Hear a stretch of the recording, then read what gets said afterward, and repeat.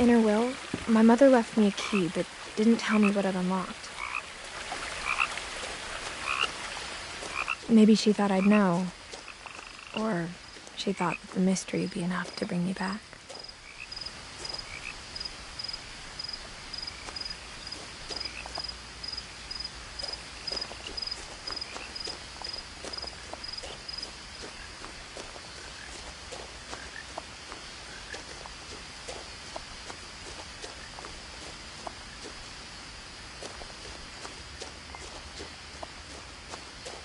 No one had driven this way in a long time, but I saw a few hoof prints.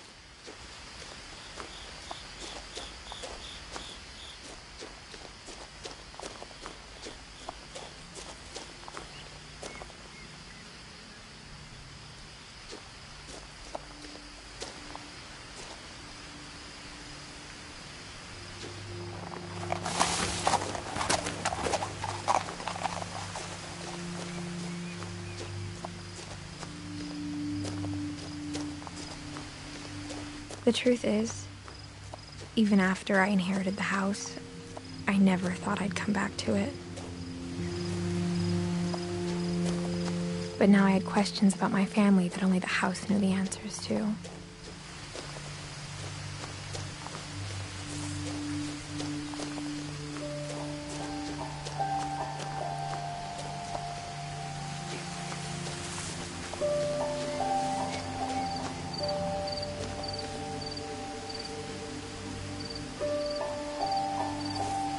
The house was exactly like I remembered it, the way I'd been dreaming about it.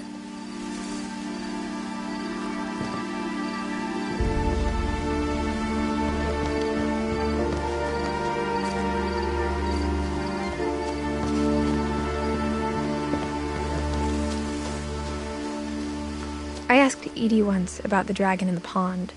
She said it had killed her husband. I was 6.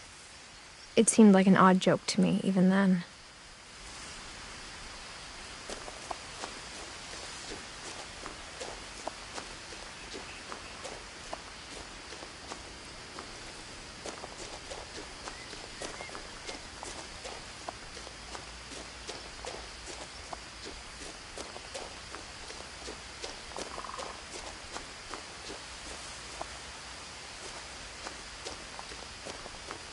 As a child, the house made me uncomfortable in a way I couldn't put into words.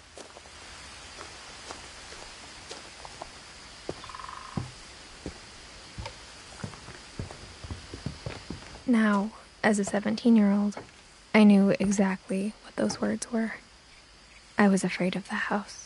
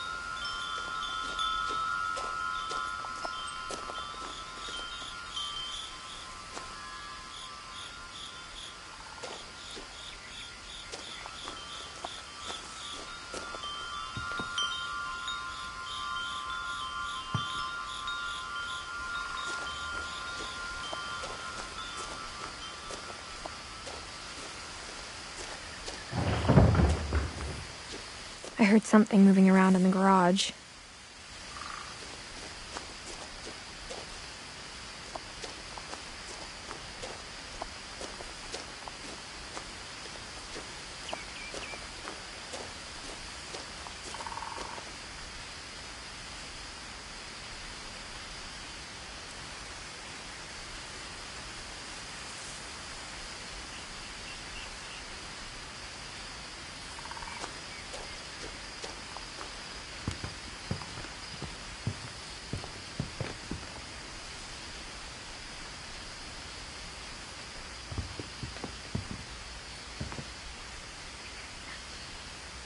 I hoped the key might unlock the front door. It didn't.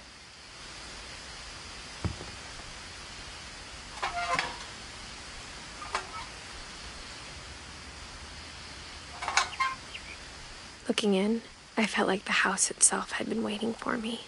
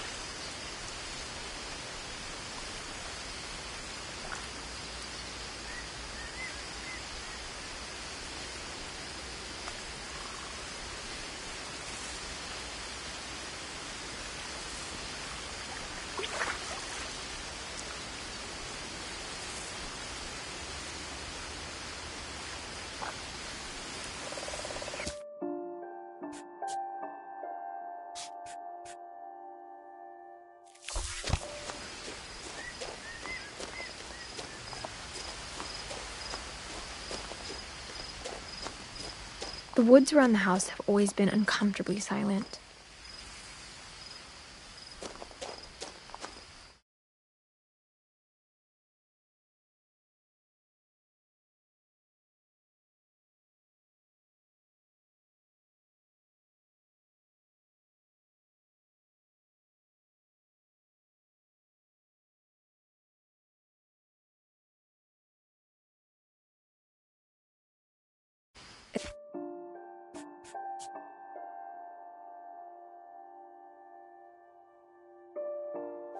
As if they're about to say something but never do.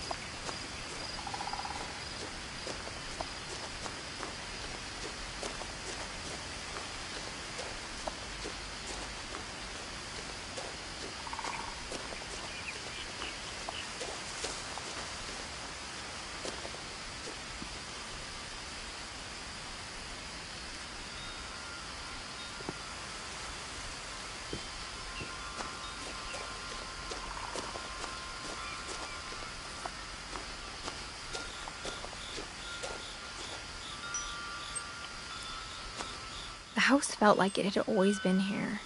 Even the swing set was older than my mother.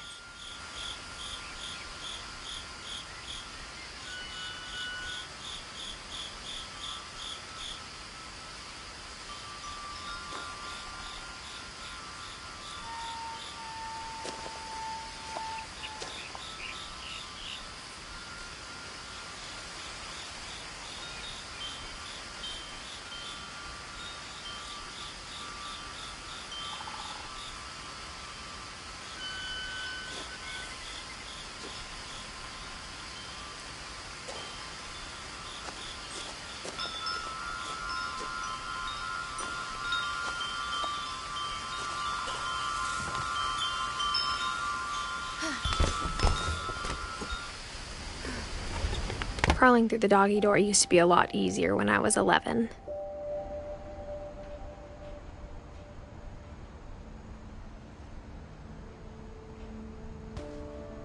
The power had been turned off the night we left.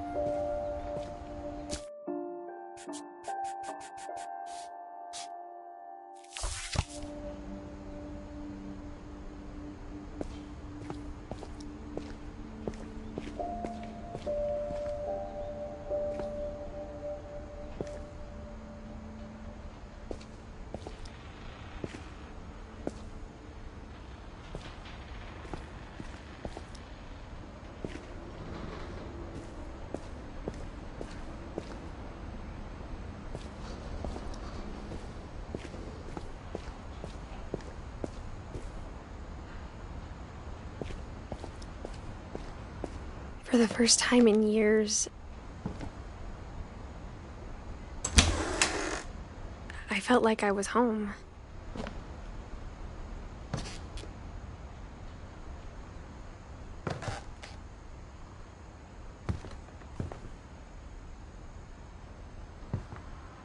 But instead of a family, there were just memories of one.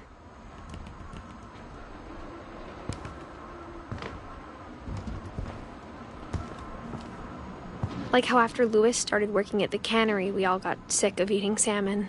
Except our cat, Molly.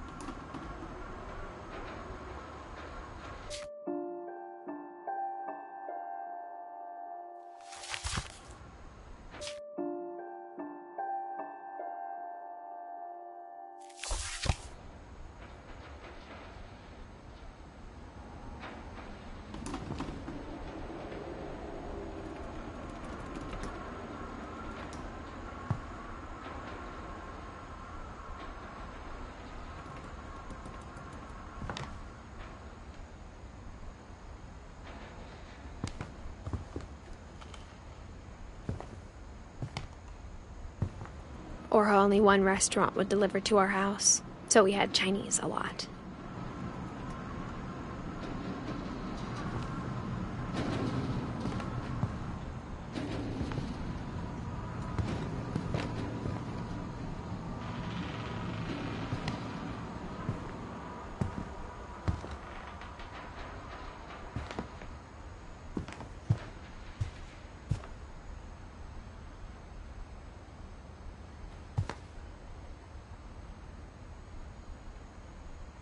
The table was still a wreck from the night we left. It was like a bomb had gone off, killing everyone but sparing the furniture.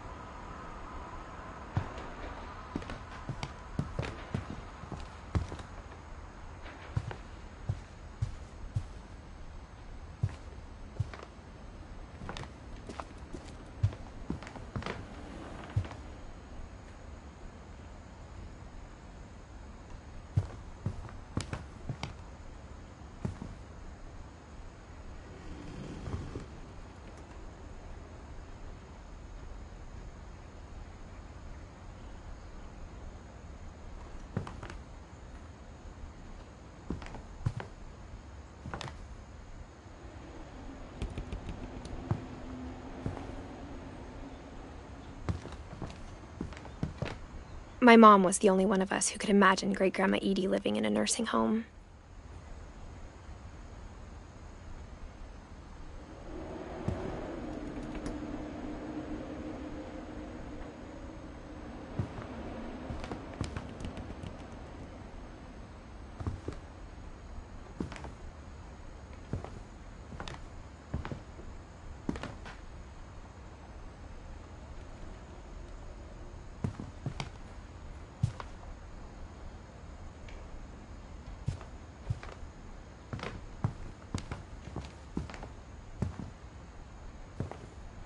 Nothing in the house looked abnormal.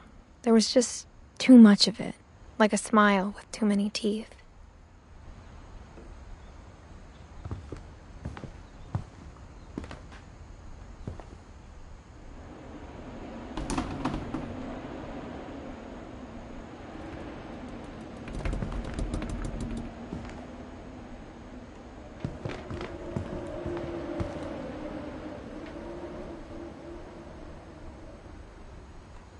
Even the fireplace had a story. Edie told me the bricks came from the original house, after it sank.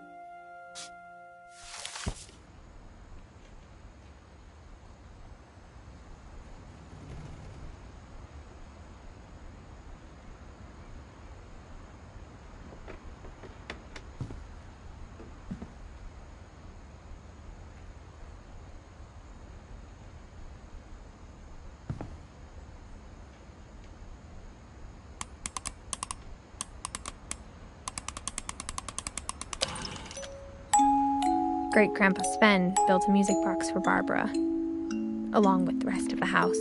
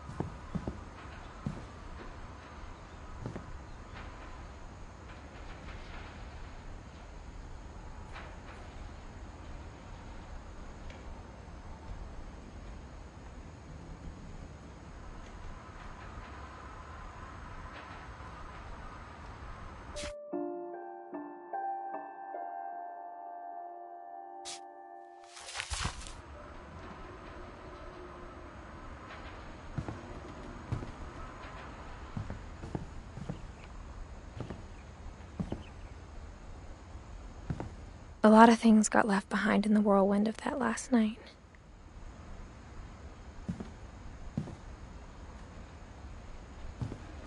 My mom wasn't much of an optimist, but she never stopped believing that my brother Milton was alive.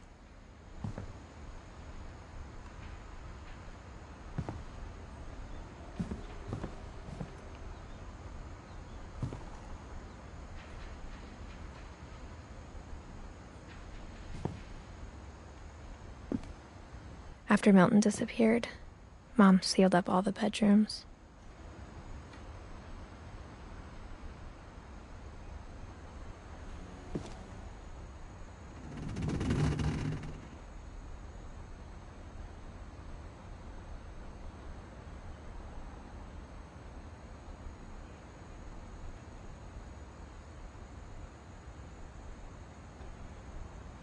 Then Edie retaliated and drilled peepholes.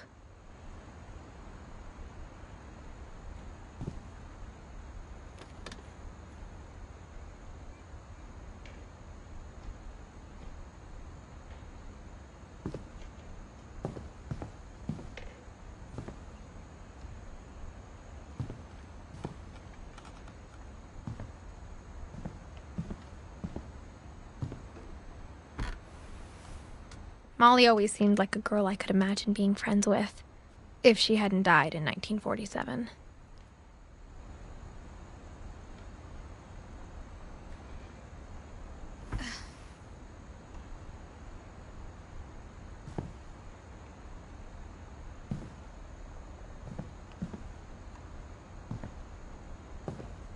I spent a lot of time playing in Great Uncle Walter's room. I think my mom sometimes regretted not sealing it up.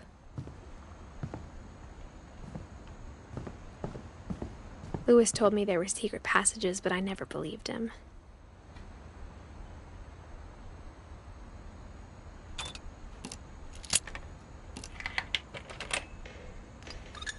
Turns out, my mom was really good at keeping secrets.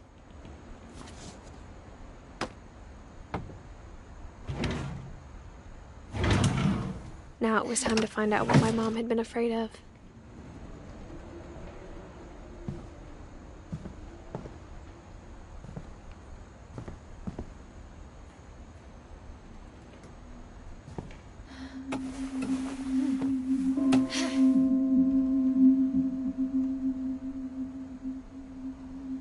From the paintings on the wall, it was clear my brother Milton had been here before me.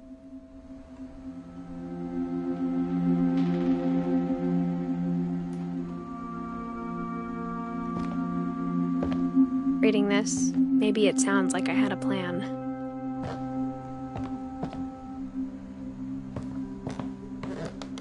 But I had no idea what was behind that door.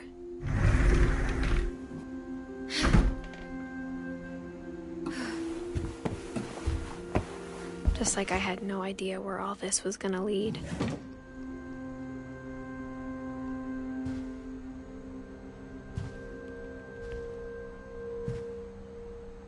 I grew up looking at Molly's room through the peephole. Molly's gerbil had a tiny bedroom with its own even tinier gerbil cage.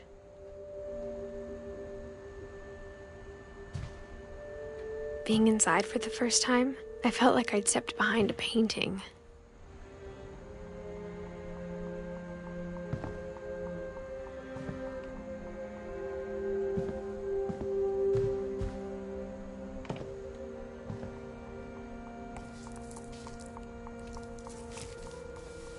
December 13th, 1947.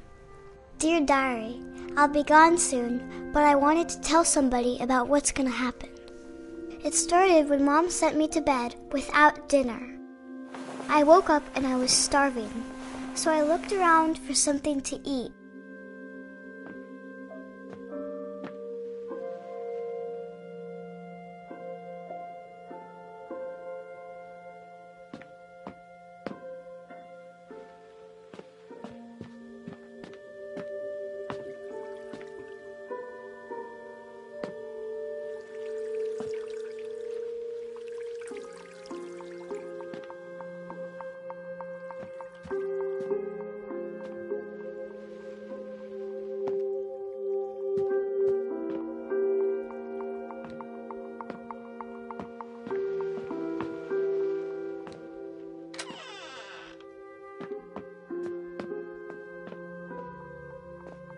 I kept eating and eating.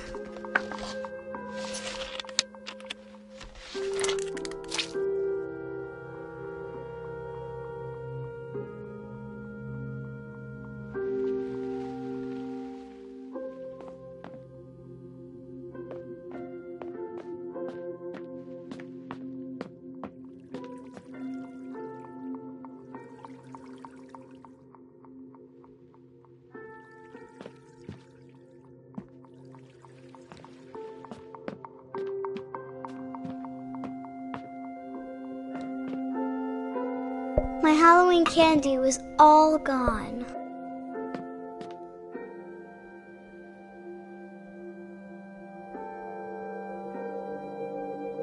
The gerbil food was dry, but I didn't mind it.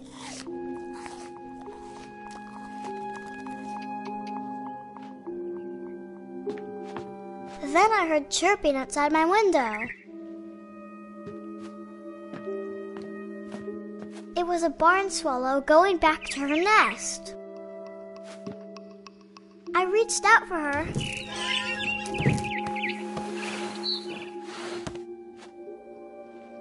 And suddenly, I was a cat.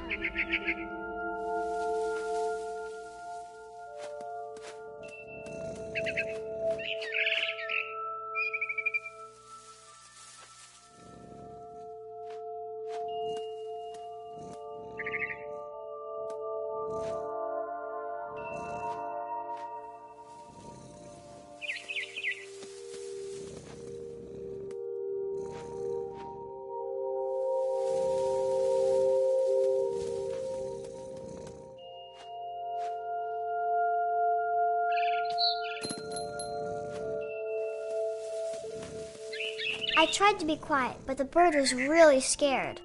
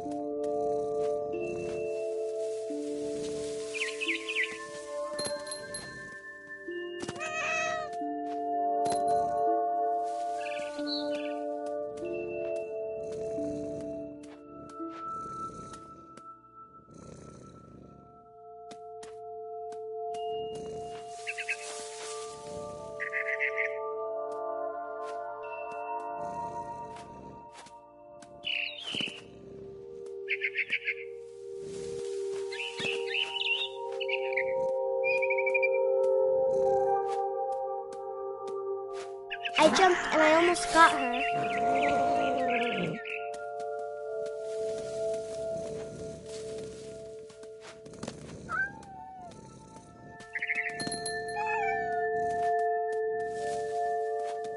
I could tell she was getting really tired.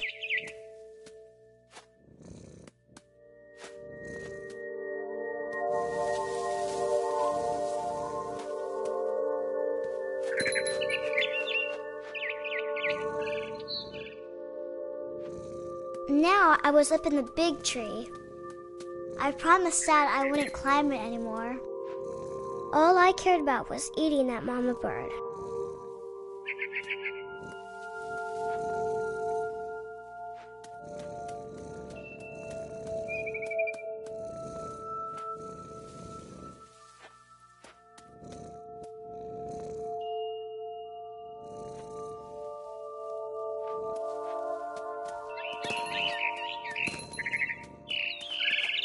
I gobbled her up,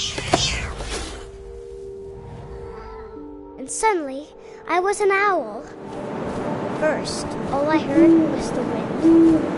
Then I heard little teeth nibbling in the grass.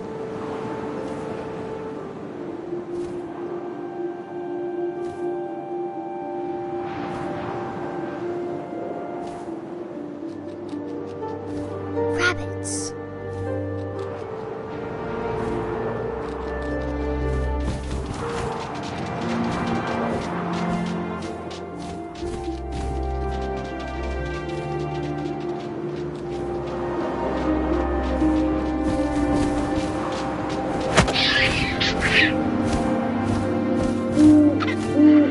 His face looking up and seeing mine through my talons. I swallowed him up, and I didn't chew one bit. Then I flew off to find something bigger.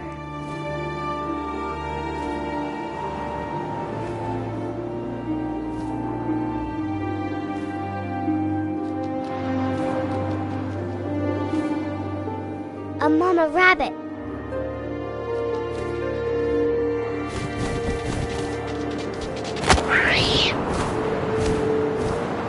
She was almost too big to carry. I started choking, but I couldn't stop eating. And suddenly, I was a shark.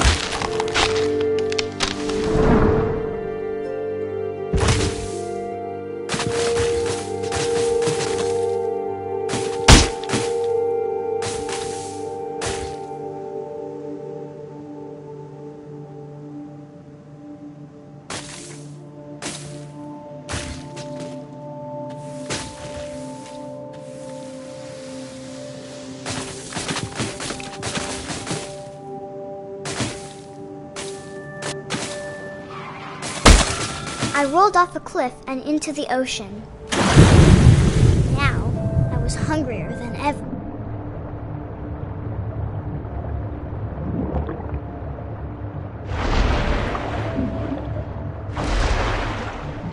I wanted fat, juicy seals.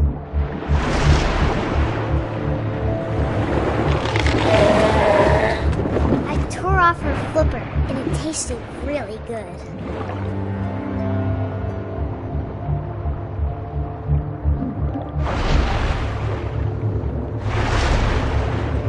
I grabbed on tight.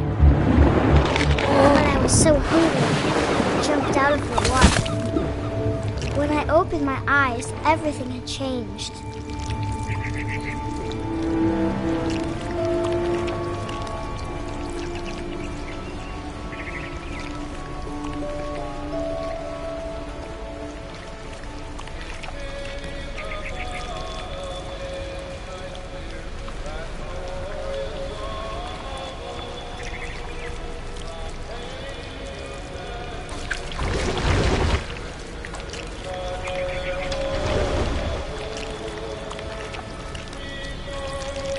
Now I was a monster, and I smelled people everywhere.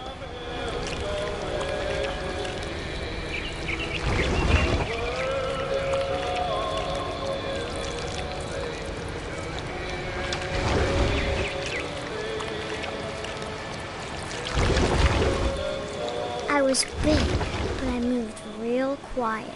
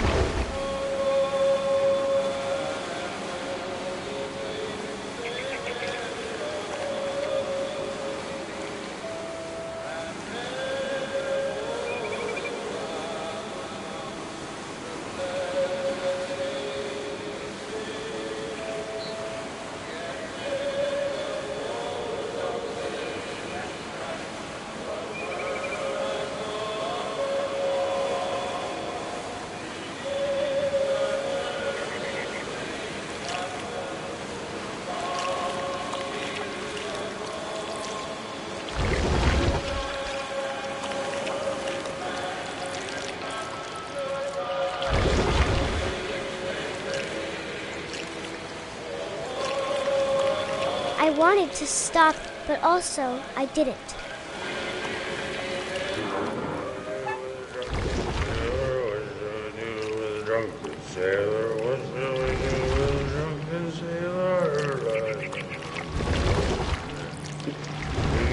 Belly with a rusty razor, his belly with a rusty razor, his belly with a rusty razor. What shall we do with a drunken sailor? What shall we do with a drunken sailor? What shall we do with a drunken sailor?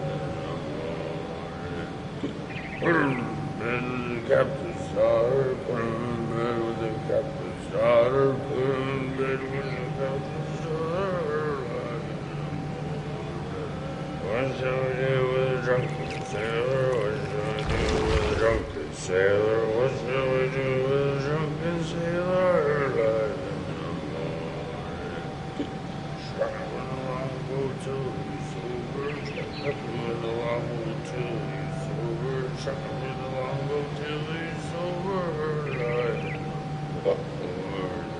What shall we do with a drunken sailor? What shall we do with a drunken sailor? What shall we do with a drunken sailor? Put him in the scuppers with a hose by bottom. Put him in the scuppers with a hose by bottom. Put him in the scuppers with a hose by bottom. What shall we do with a drunken sailor? What shall we do with a drunken sailor? What shall we do with a drunken sailor? Heave-ho, she rises, heave-ho, she rises, heave-ho, she rises in the morning.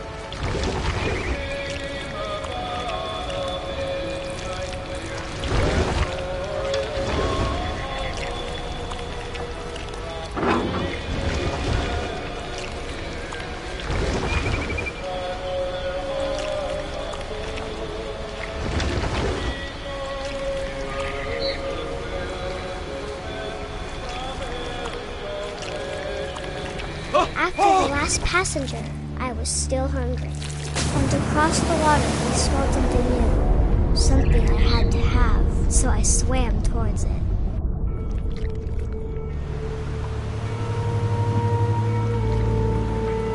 I slithered onto the sand, and the good smell went into an old pipe.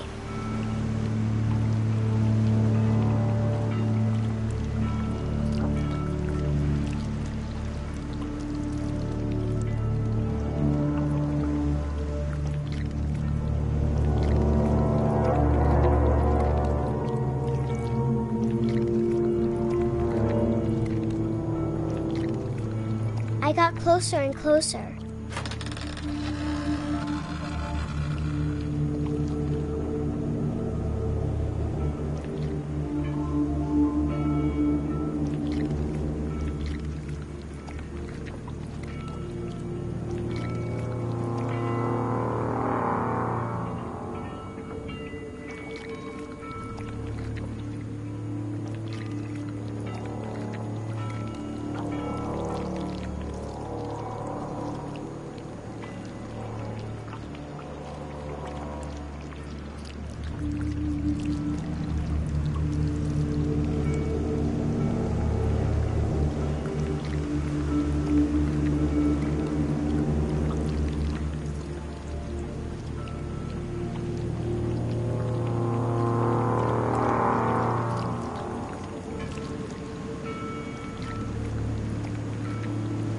All my stomach started growling.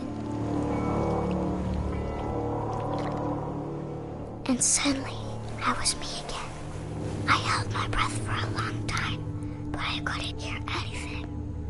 I think it's waiting for me to fall asleep. But it's not going to wait much longer. It needs to feed, and we both know I will be delicious.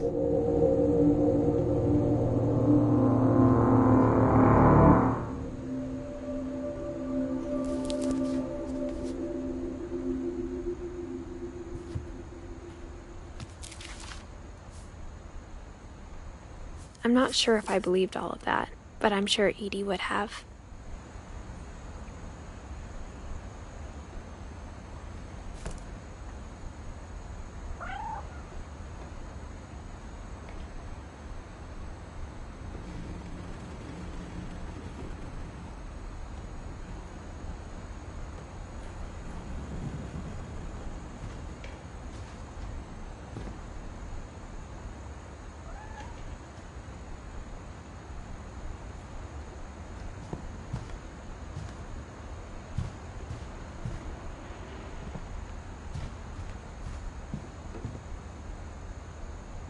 I can't describe it, but I felt like some part of Molly was still here.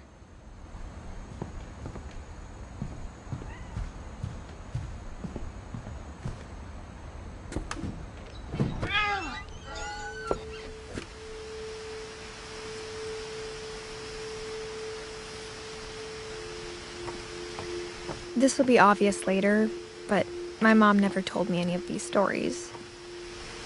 Edie would have, but Mom didn't like bringing up the past. Though, when we adopted a stray kitten, she was the one who named it Molly.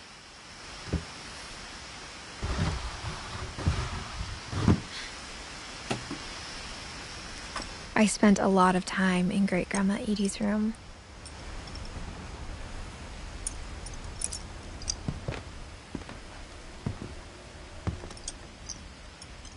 Louis died a week before we left, but Edie had already started to memorialize him.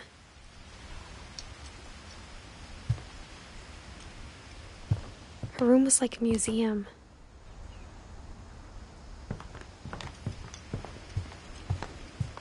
When Edie told people Sven was killed by a dragon, she could also have said he was building a dragon-shaped slide that collapsed. She could have, but she didn't. Even in her 90s, sometimes Edie seemed a lot younger than my mother.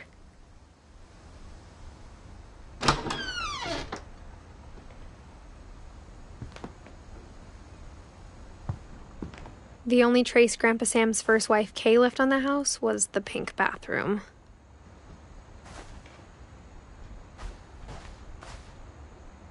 It was a pretty big trace.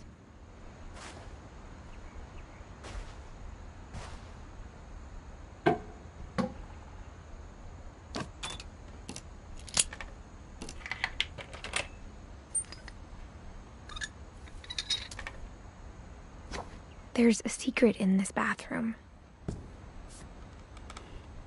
It's in the last place you would look. It isn't in the cupboard. It's hidden in this book.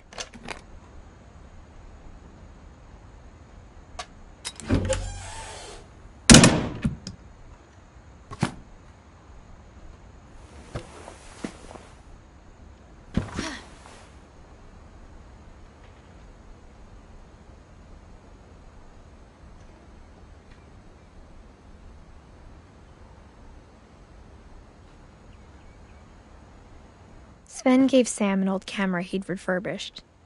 He never put it down.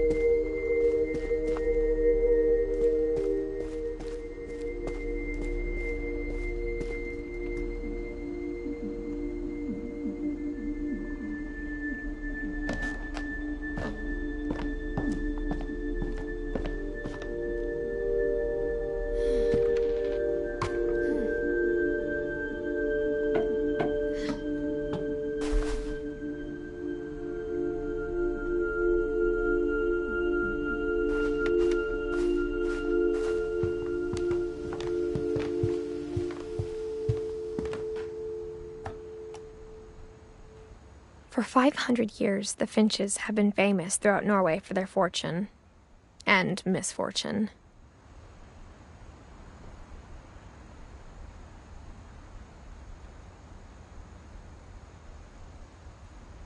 Odin Finch buries the latest victims of the family curse, his wife Ingeborg and their newborn son, Johan.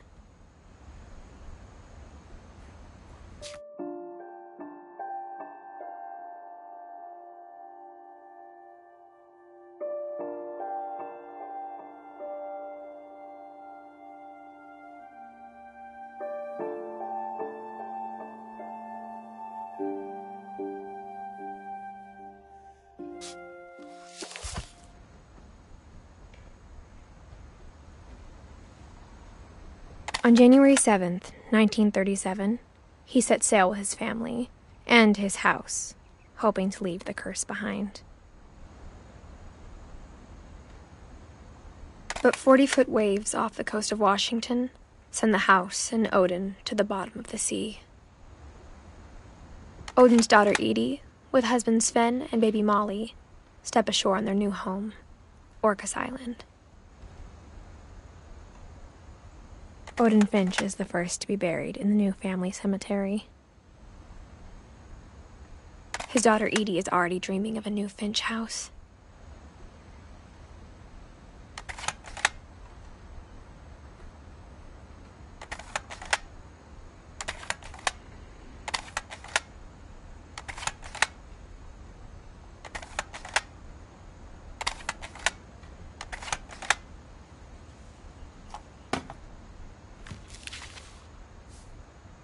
Whatever's wrong with this family, it goes back a long ways.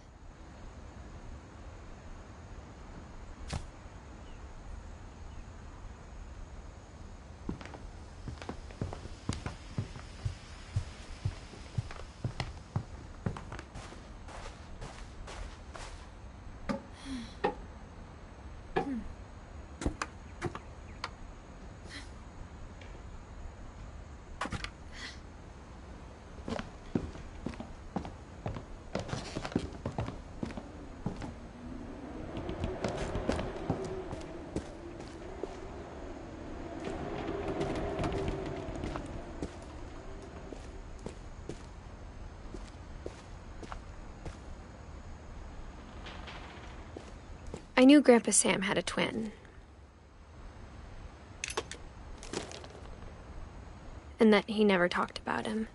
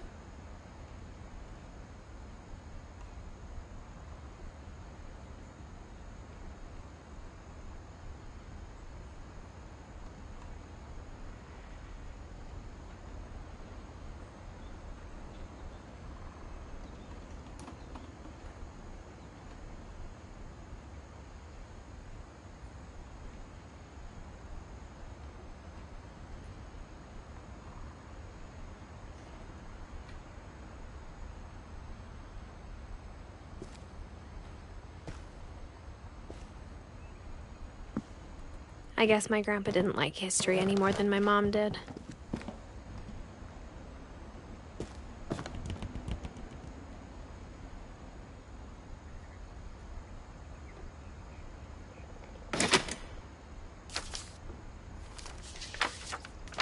How I Want to Remember My Brother by Sam Finch. The thing I remember is that when he made up his mind, that was it.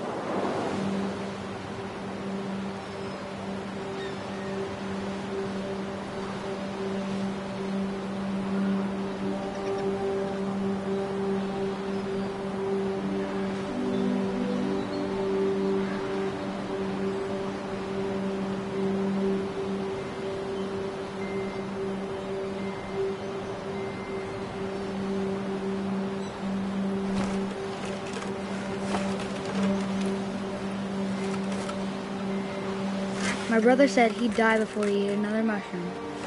And he did. At Barbara's funeral, we swore we'd never be afraid again. And he wasn't. I think Calvin always wanted to fly. Sam! Calvin! Dinner's ready! Coming! But that day, he finally made up his mind to do it. I told him going around was impossible. Maybe if I hadn't said that.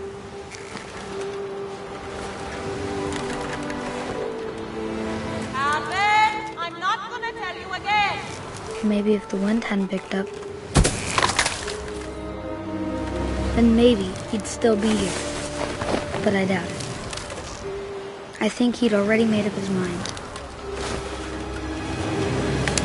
That's what I want to remember about my brother.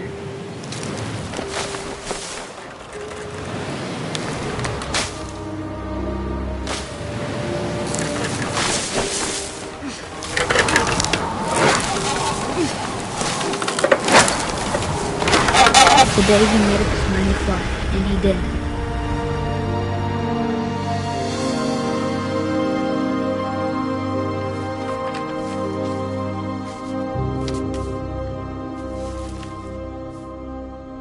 Calvin's story felt strangely familiar. When I was younger, I remember trying to do the exact same thing.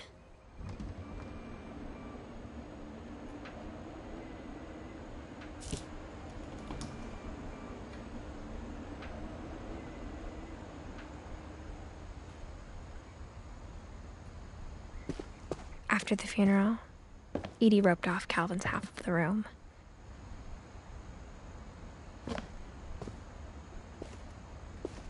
Mom said Grandpa Sam enlisted at 18 and never set foot in the room again.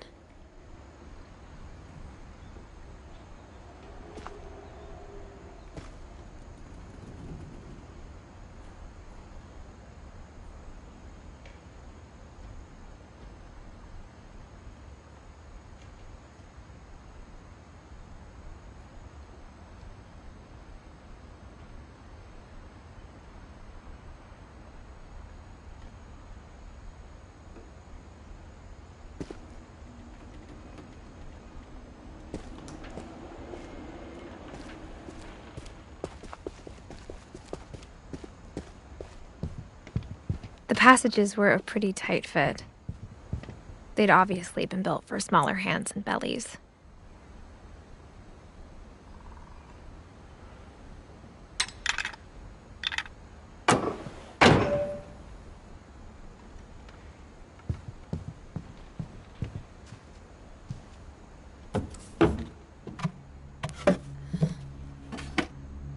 Growing up, I always thought of Barbara as a child star.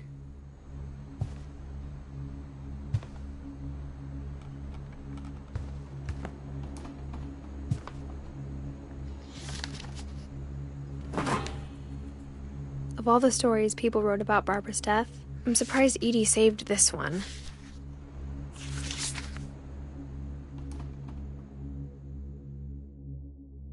Old Jack here with another ghastly tale inspired by America's most unfortunate family.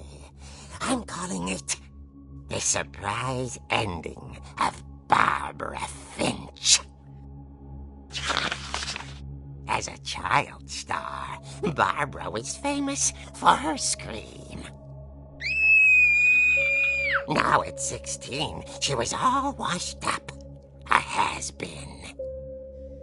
But in a lucky break, she'd been asked to perform her signature scream at a local convention for monster movie fans. It was just the boost her career needed. Unfortunately, her scream hadn't aged well. Getting better. I think you just need the right motivation. Her biggest fan and current boyfriend, Rick, was about to demonstrate when... Now that was a great scream. It was Barbara's father, Sven. He'd slipped into a table saw and had to be rushed to the emergency room. So Barbara got stuck babysitting her youngest brother, Walter. Her convention comeback was cancelled. Okay, I'm hearing frustration, but I'm not hearing terror. What if I tried... A gang of hoodlums in Halloween masks have been terrorizing Orcas Island tonight. Police are urging residents to... That came from the basement. You're right! Also, I loved your delivery on that. Why is your basement door locked? Because my dad likes making puzzles and secret passages. There's a key hidden in the music box. The secret is to keep winding and winding until finally the key pops out. Thanks, babe. I'll be back in a sec. 20 minutes later, Rick hadn't returned. So Barbara went to look for him, right on cue. She reached for the music box.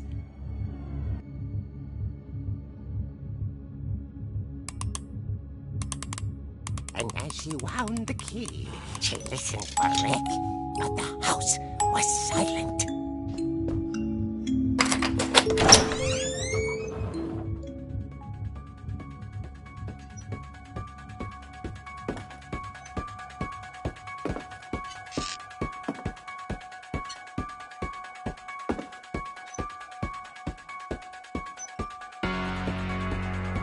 She found Rick's crutch and imagined the worst.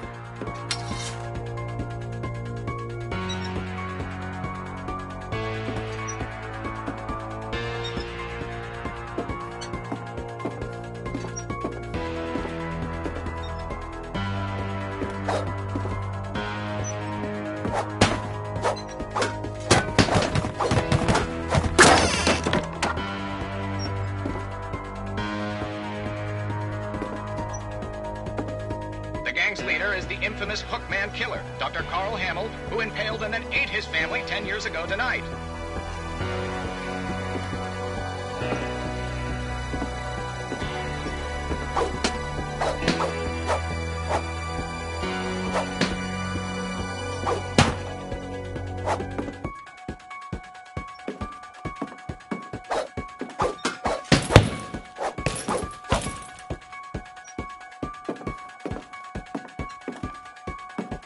Old Finch rattled and grew still.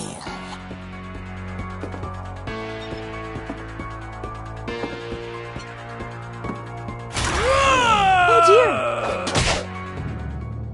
Oh! Rick? Barb, relax. I was just trying to scare you to help you find your scream. Well, I'm not scared, Rick. I'm furious. Then act furious. All I'm getting from you now is that you're hurt and confused and you're... She threw him out, but she kept a little something to remember him by. Barb, have you seen my other crutch? And she was still holding it when she fell asleep watching the late picture show. Hours later...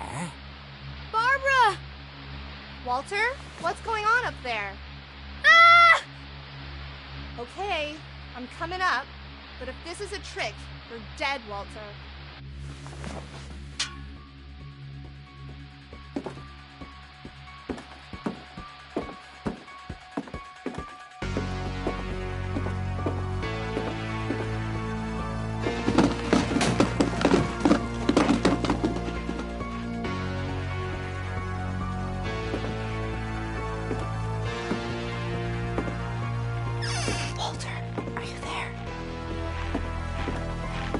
Walter had vanished, but his bedside radio was still on. Orcas Island police describe the man as 6 feet tall, with a steel hook for a hand. Residents are urged to lock all doors and windows and notify the police of any suspicious activity. Barbara turned, saw the Hookman, and was speechless. He was quite smashing.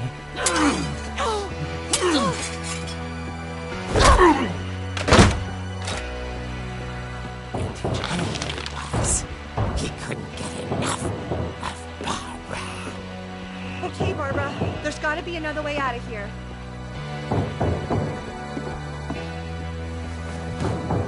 That night, she played her part beautifully.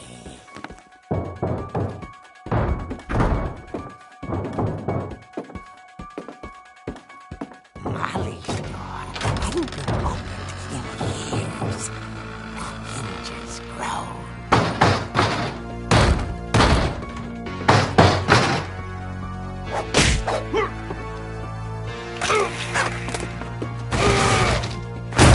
He wasn't moving, but she sensed the story might not be over yet.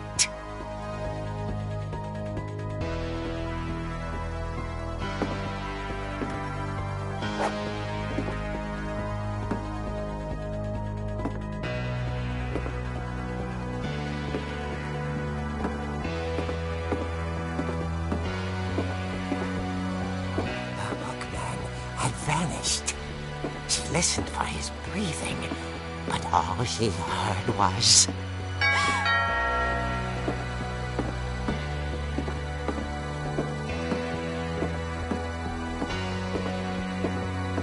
At the door, she heard whispering. It was coming from inside the house.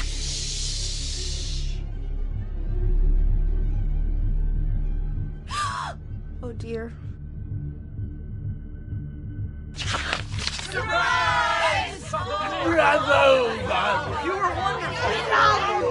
monsters had come to surprise her. For Barbara, it was a dream come true.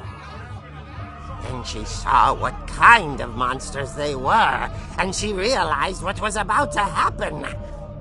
She was going to be famous. And with her final breath, Barbara Finch gave the performance of her life.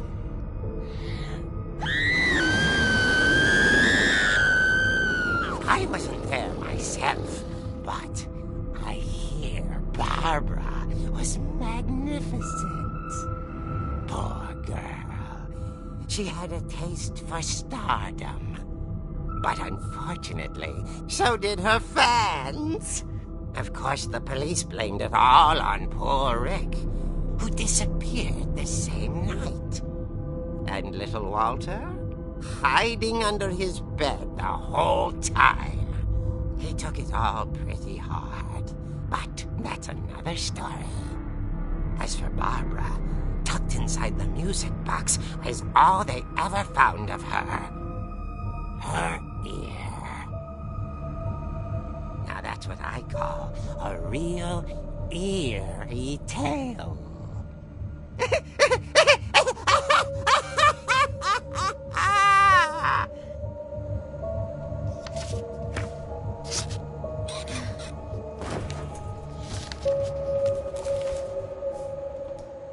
Edie told me all Barbara wanted was to be remembered, as absurd as that comic was.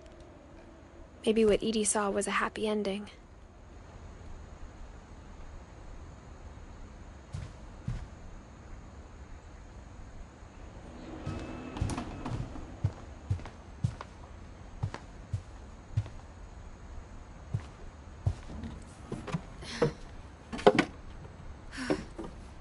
I guess now I know why Mom didn't like me playing with the music box.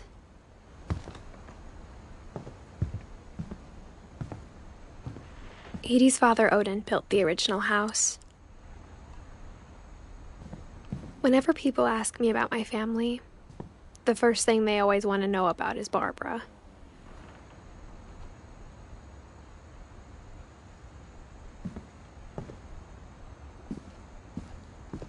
Mom must have locked the third-floor stairs on the night we left.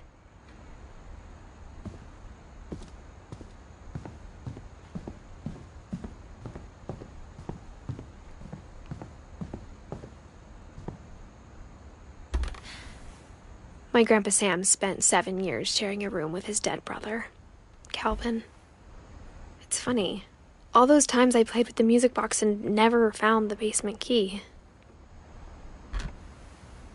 As a kid, I just assumed every house had peepholes and sealed rooms you weren't allowed inside of.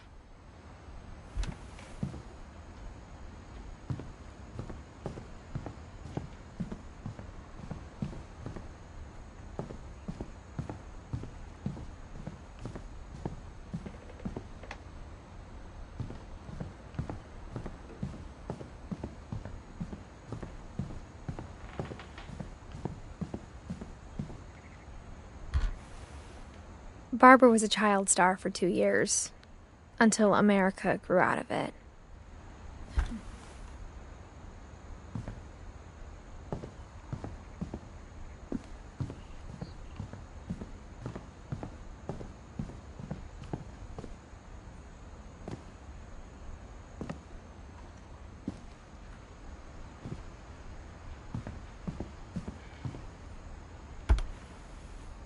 Edie told me once that every Finch who ever lived is buried somewhere in the library.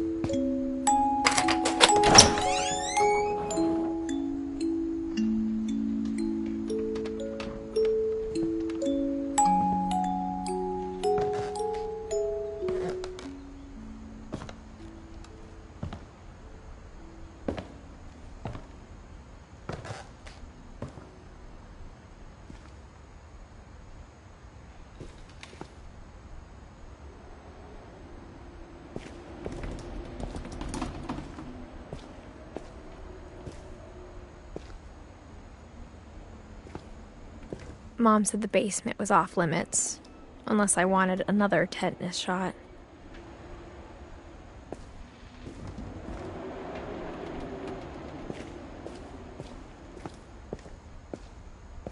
I saw Edie sneak down to the basement once, carrying packages.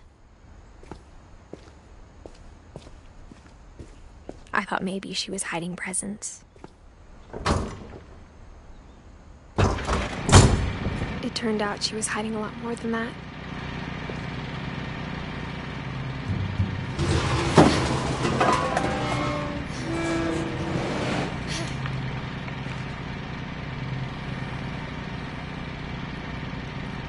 I remember asking Mom once about where Walter had gone.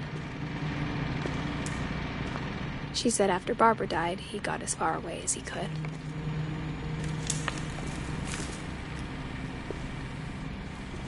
If there's a pattern in all these stories,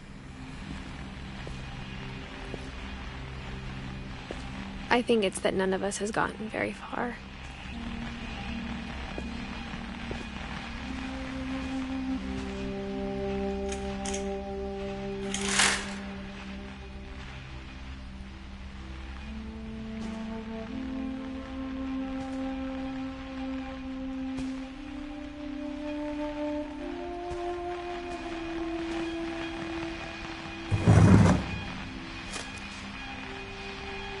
Goodbye, everyone.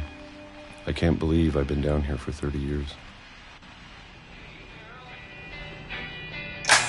On that first day, after the shaking started, I didn't think I'd survive a week.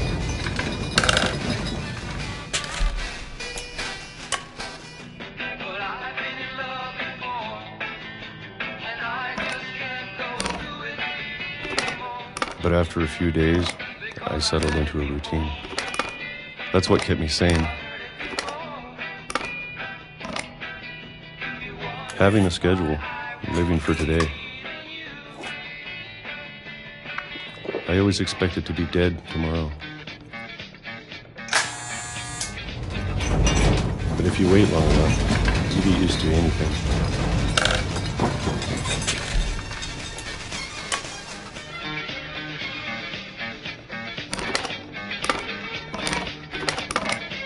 Even a monster on the other side of a door starts to feel normal. Almost friendly.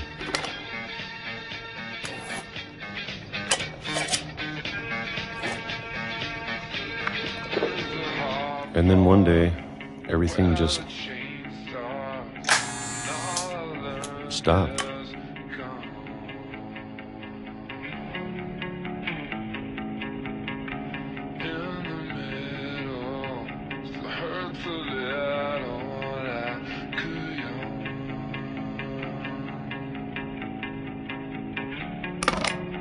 Whatever that thing was, it was gone.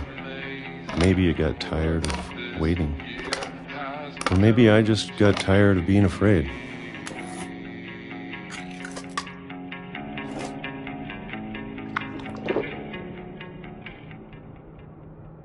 It's been a week now, the longest in 30 years. I'm done waiting. I have to leave while I still can.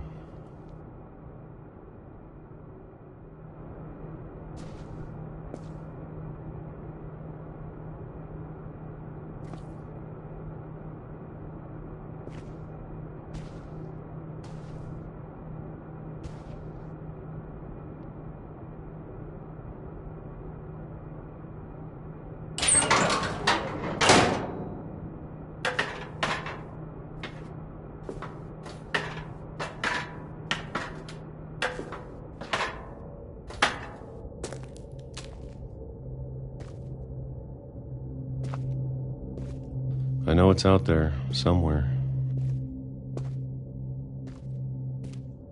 Whatever killed Barbara and Molly and Calvin.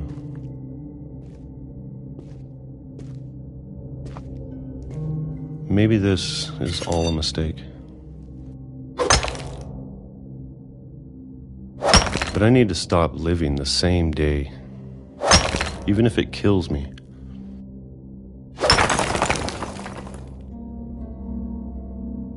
Whatever's out there, I want you to know I'm ready for it. I'm going to appreciate all of it especially the food. I don't mind if I only have a year left, or a month, or a single week.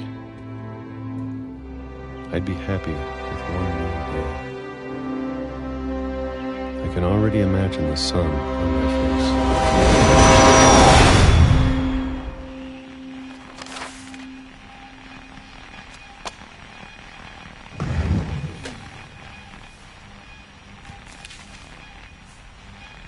Walter died when I was 6.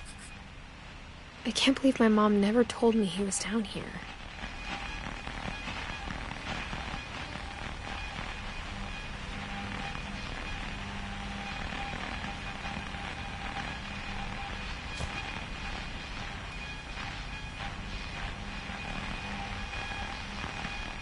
I'm sure my mom was trying to protect me.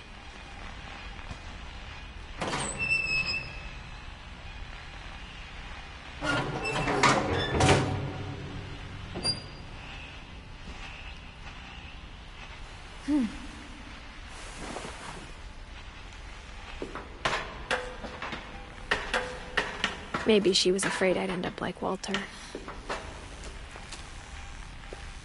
But if she never told me about an uncle under the house, I can only imagine what else she was hiding.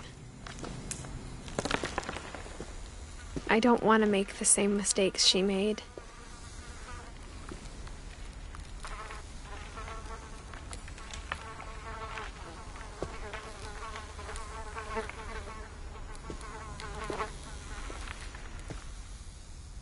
Trying to bury something that's still alive.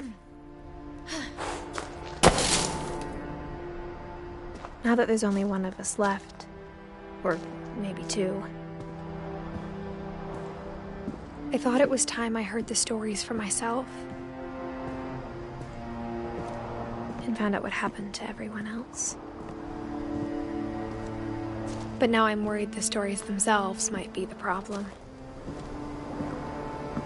Maybe we believed so much in a family curse, we made it real.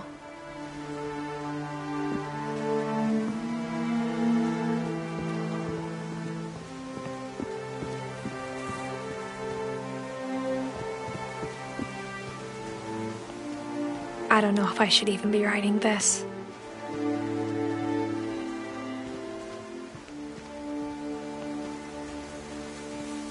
Maybe it'd be better if all this just died with me.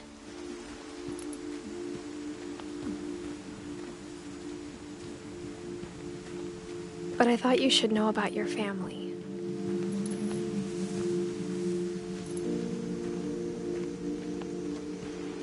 And the history you're a part of. Though to be honest, I feel as lost as you probably do right now.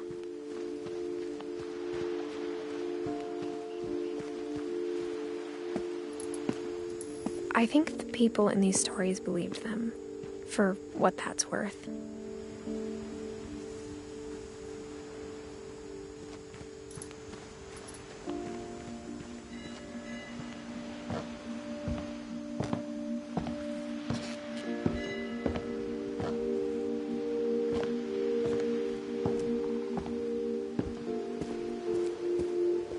And when you look at the house, that history of imagination and stubbornness and madness, any of it seems possible.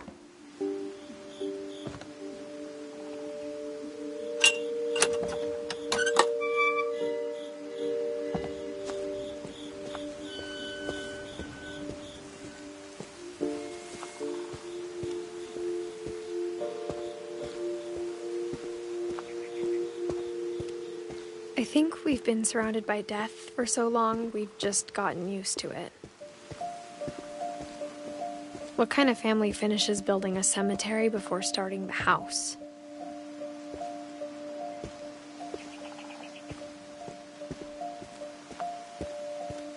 It's embarrassing for me to admit this, but the pet cemetery made me more uncomfortable than the human one. 3 of the gerbils were mine, and 2 had been my fault.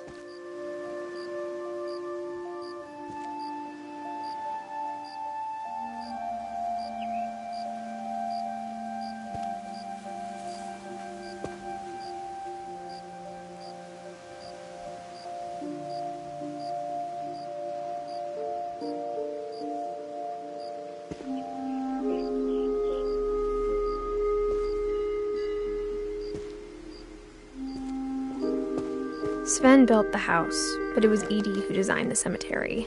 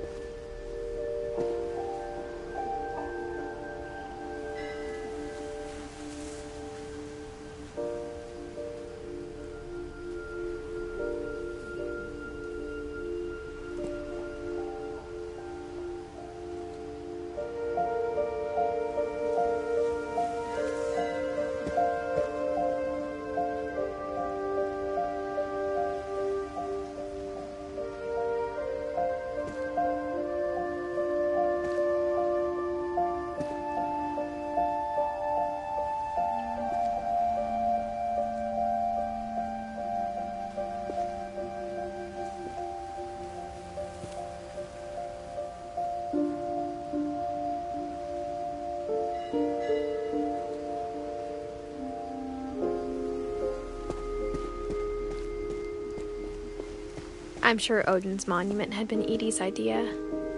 My mom was always trying to move on, but for Edie, the past never went away.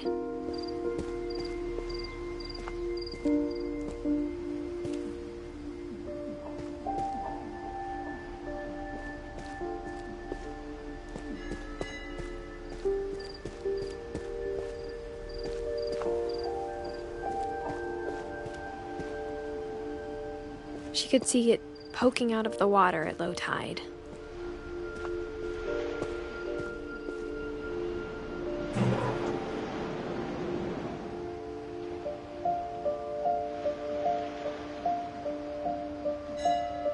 Edie said she dreamed about the old house every night.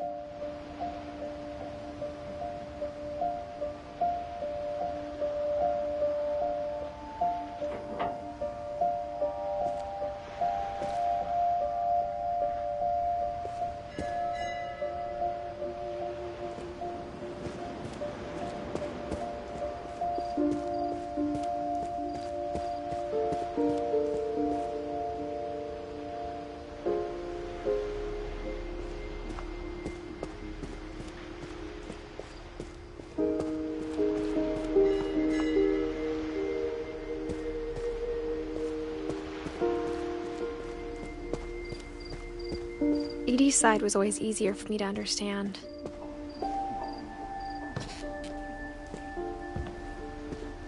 But the older I get, the more I can see where my mom was coming from.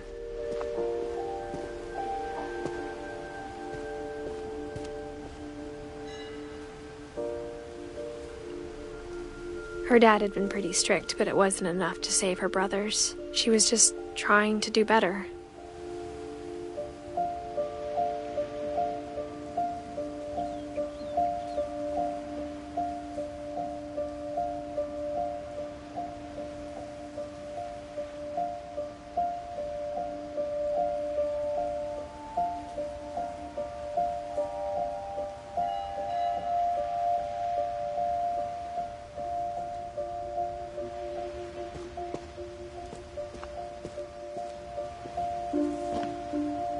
She lost 2 of her brothers, just like I did. I get why she tried so hard to protect us.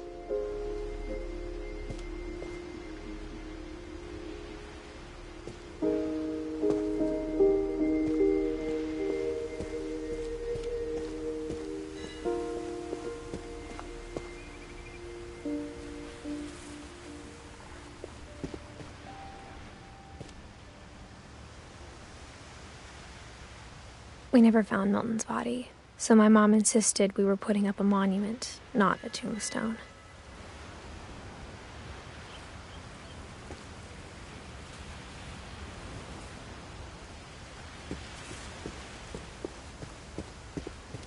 There's so many things I wish I could ask my mom now. Part of me thinks this is what she wanted all along.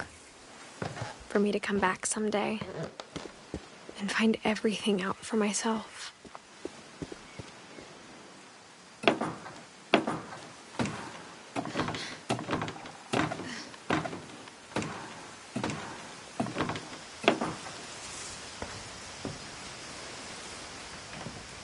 But looking back on it now,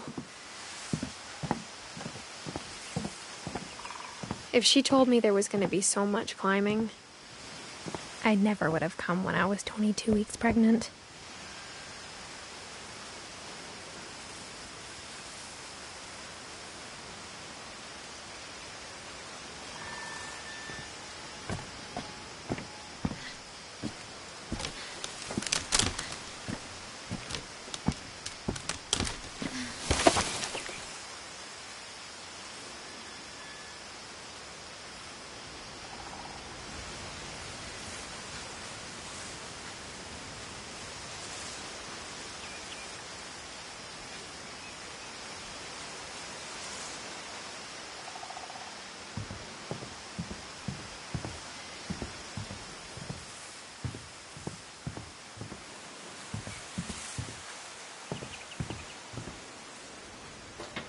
I never met Grandpa Sam, but I think he and my mom had a lot in common.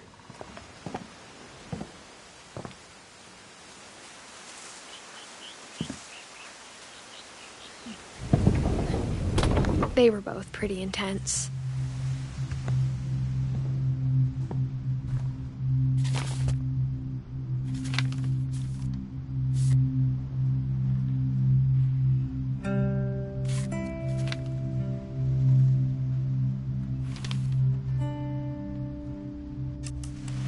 Dawn, I promise, you'll never forget.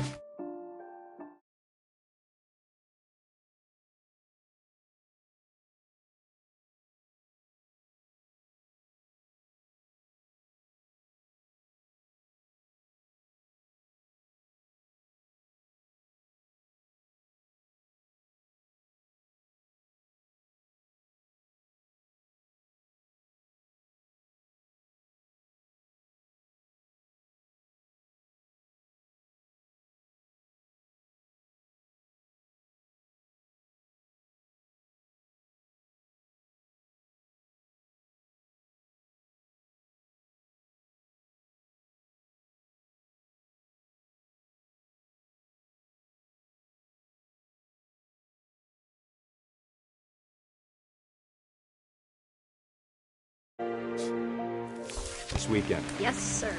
These memories are gonna last a lifetime. What? Am I gonna have to shoot anything? It's a hunting trip, Dawn. Shooting is strongly encouraged.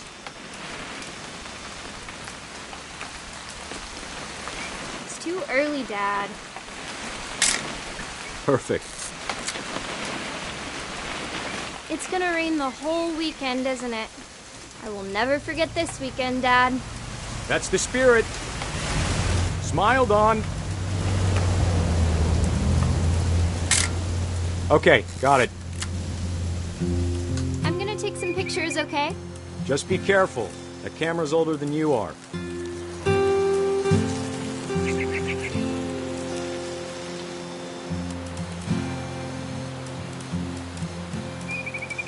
You're right, Dad. It's starting to clear up. Still freezing, though. Aw.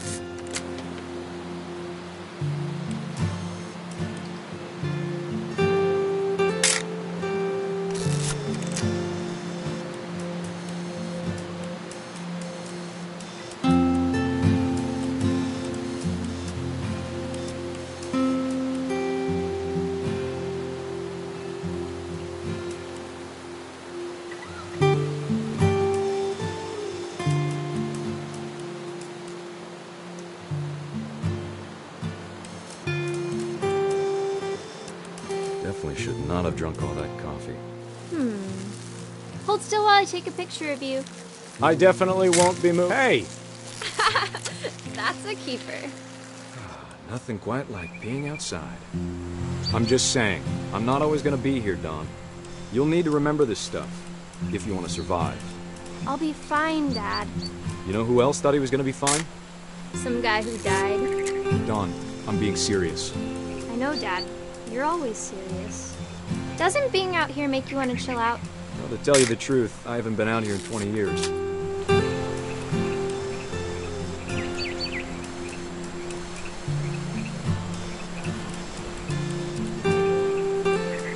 Last time I was with my brother Calvin. Man, was a great trip. Your grandpa Sven taught us how to fish, how to build a fire. We found an old logging trail. There were deer everywhere. I bet if I could remember where that trail was, we'd spot a buck for you in no time. Give me a minute, John. Don't you think you could find something more interesting to photograph?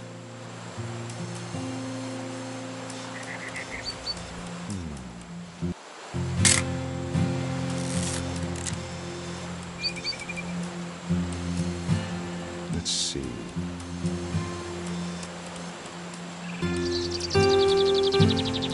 Dad! Good eyes, Don.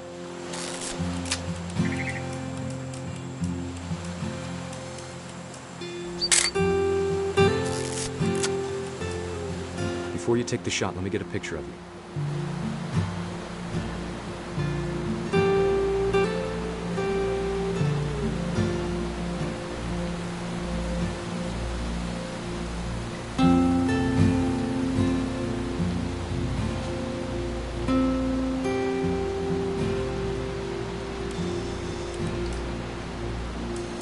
Dad, Just breathe.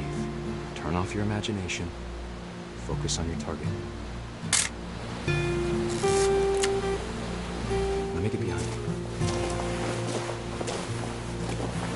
do I have to do this? Dawn, you don't have to do anything.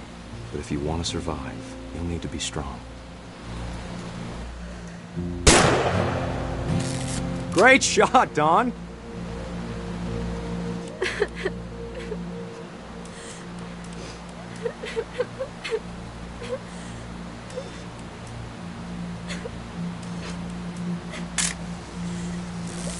I'm proud of you, Dawn. Always remember that, okay?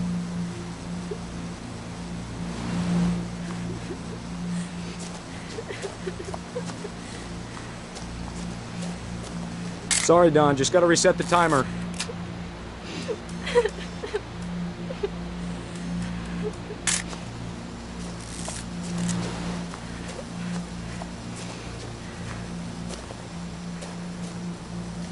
Dad, it's twitching. I think That's it's totally so... normal, Dawn. Just focus on the camera. Try not to think about... Dad!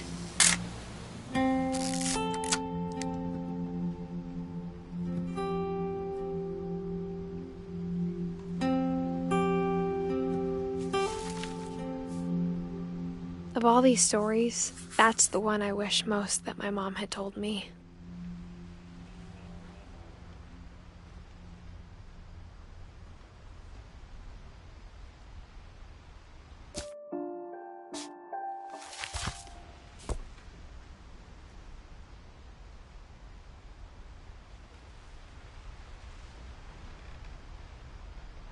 Sam spent his life shooting photos, but Mom said he got nervous being in front of the camera.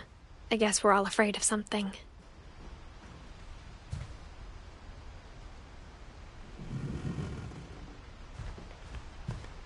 Instead of hiding from death, Sam seemed to go out of his way to meet it.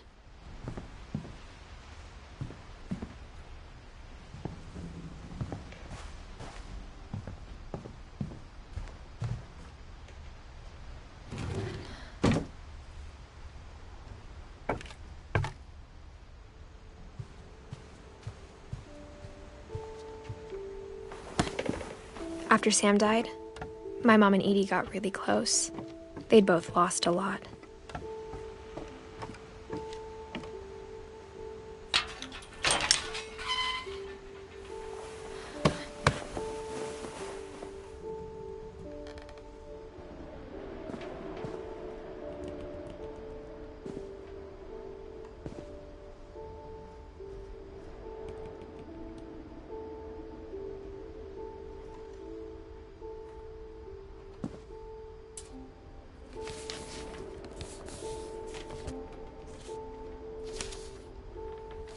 Dear Kay, do you remember the way Gregory used to laugh when he thought he was alone? Like something funny was happening, but only he could see it.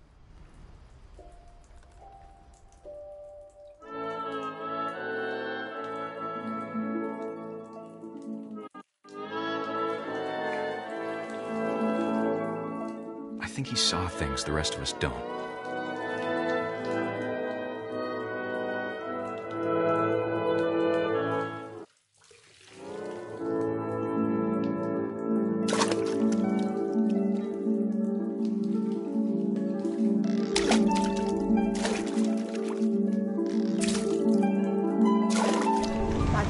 Gregory, it's time to...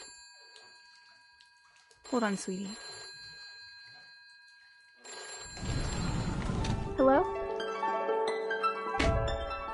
Sam, I told you I don't want to talk right now. I wonder what he saw.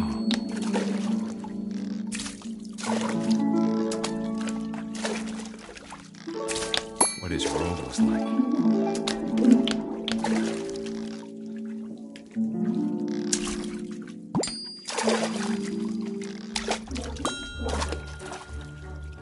Reminded me so much of Calvin.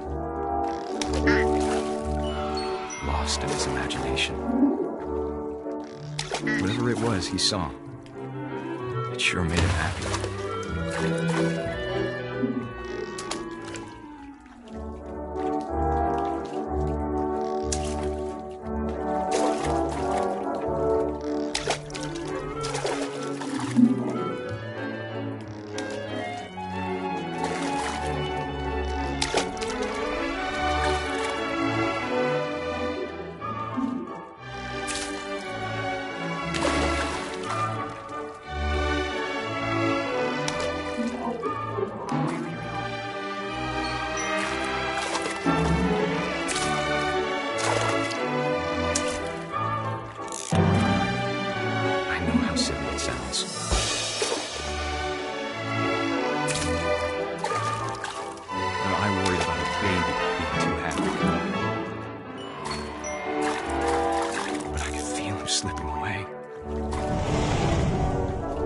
Sorry about that, Gregory. I know you did everything you could. Maybe if I hadn't called that night, I wish he could have told us about the world he saw. No, I don't want to.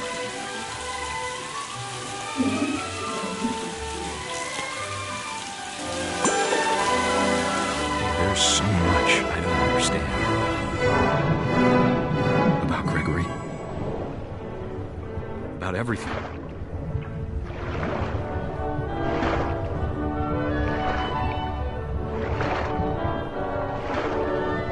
But I know what happened wasn't your fault.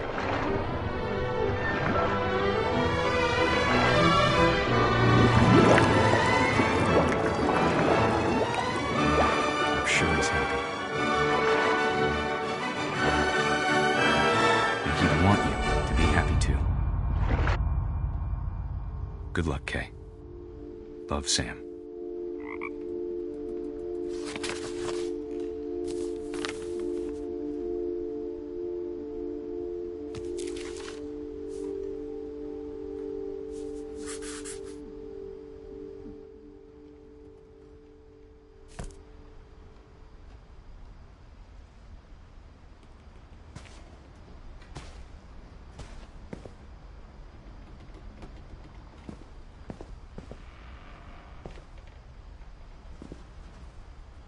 I can't imagine my mom ever writing poetry, and yet...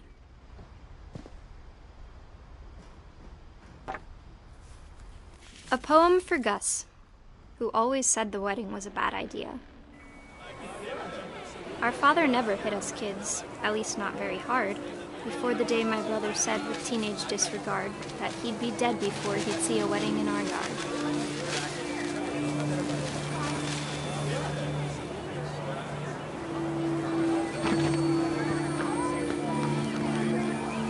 My father made him come, of course, but Gus stood far apart, just flew his kite and bottled up the storm inside his heart.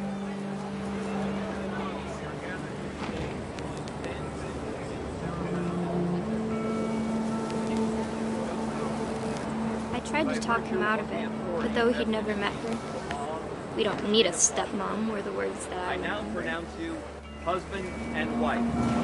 You may kiss the bride.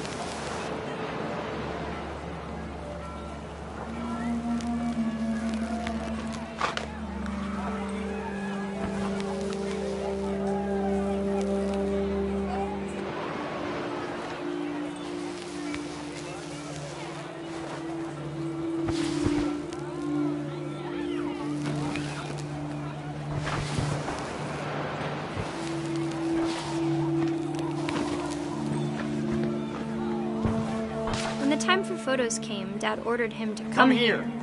But Gus declined, and as a sign held up his middle finger.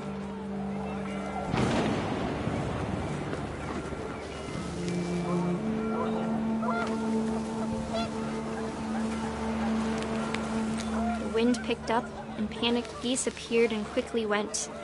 But all the humans did that day was go inside the tent.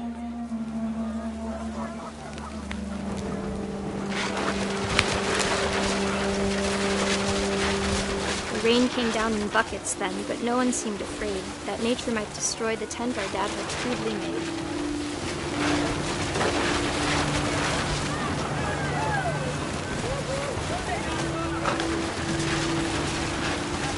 The thunder sounded much too close and full of angry power, but all my father said to this was, "Make the music louder."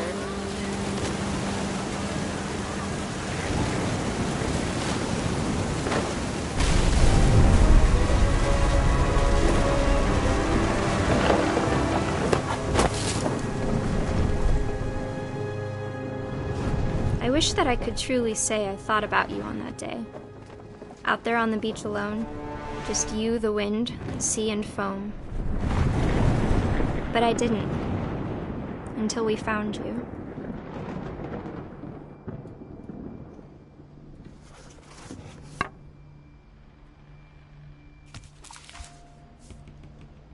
She never talked about him, but Mom told me once if I was a boy, they were going to name me Gus.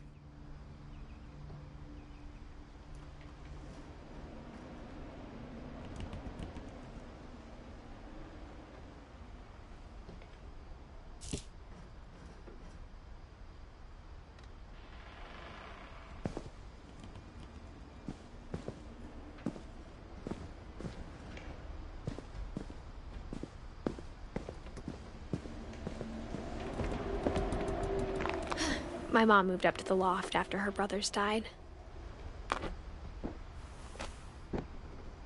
At the time, it was as far away as she could get.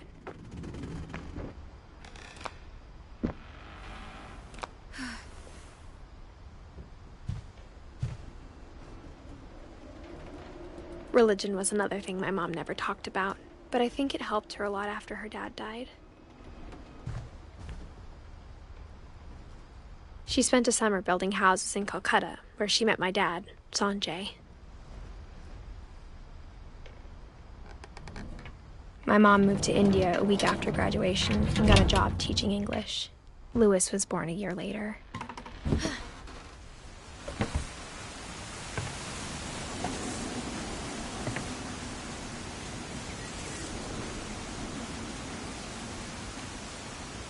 When my dad died, I don't think Mom knew where else to go.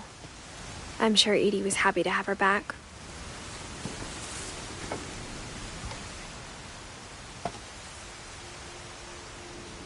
And to see kids in the house again.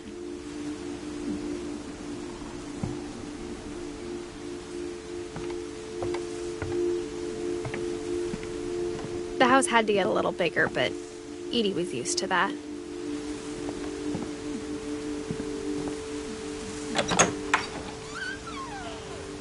And for a while, things were good. Almost normal.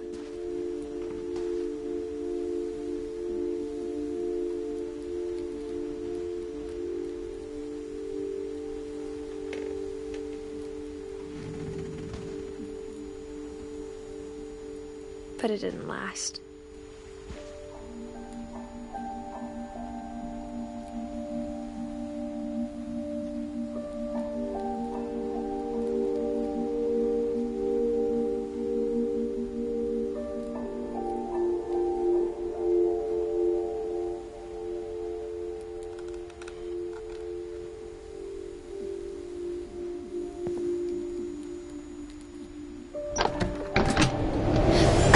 The beginning of the end was Milton's 10th birthday, when Edie gave him a castle.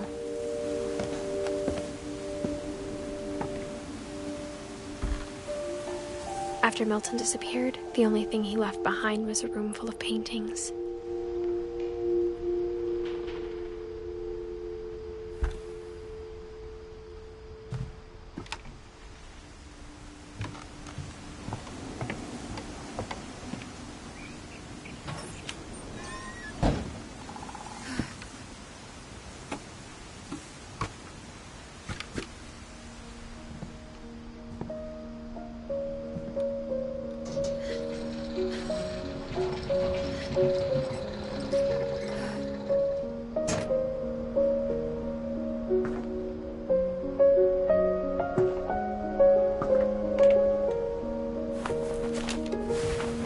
Milton Finch in The Magic Paintbrush.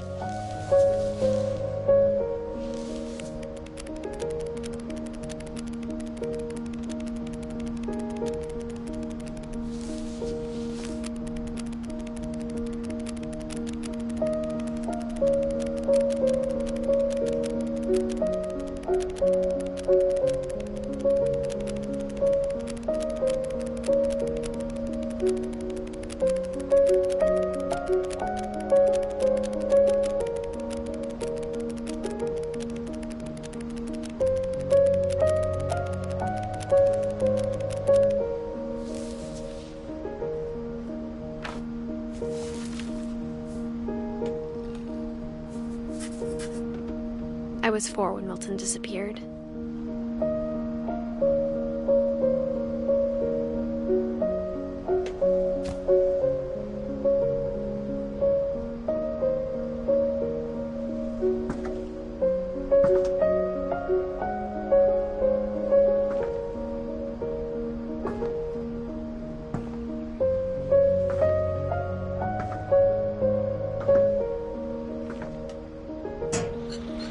Mom spent months searching for my brother. Then she sealed the doors.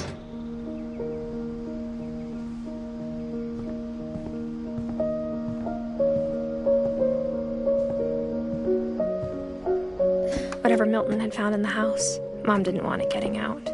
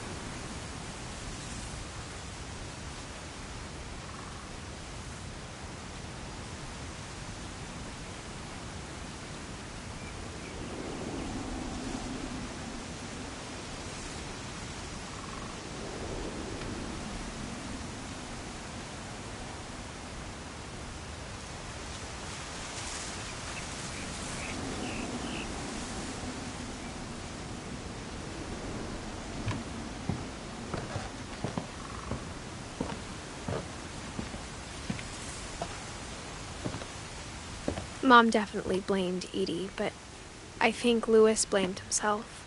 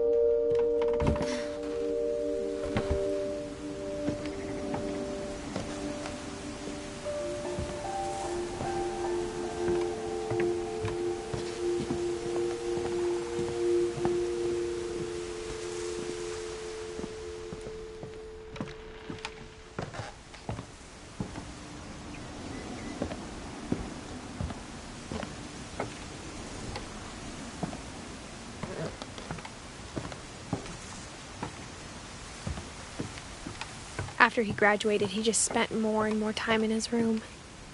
Until Mom got him a job at the cannery. Everyone always told me to stay out of Lewis's room. Except Lewis.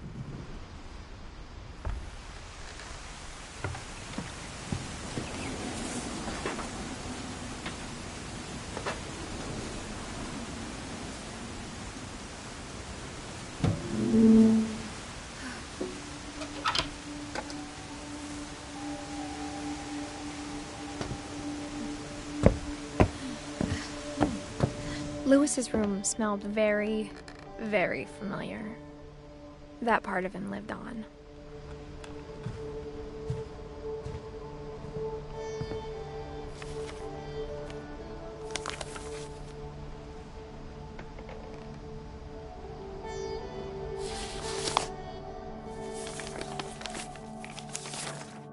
Dear Mrs. Finch, as Lewis's psychiatrist, I can understand your desire for an explanation. As I see it, the trouble began in January, shortly after we convinced your son to seek treatment for substance abuse. Newly sober, I believe Lewis first noticed the monotony of his daily life.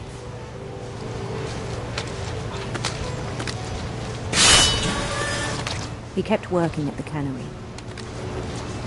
but he withdrew part of himself. In our sessions, I saw the same behavior. His mind began to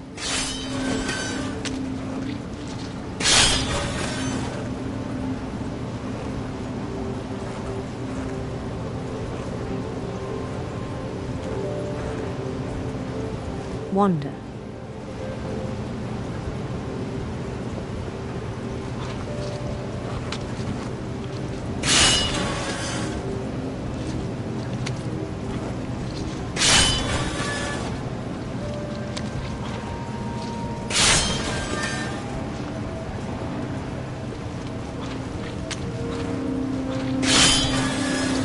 I asked him to describe it. He said he started small, imagining a labyrinth. He'd feel his way about.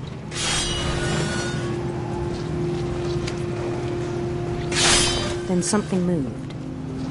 Bats. And toads.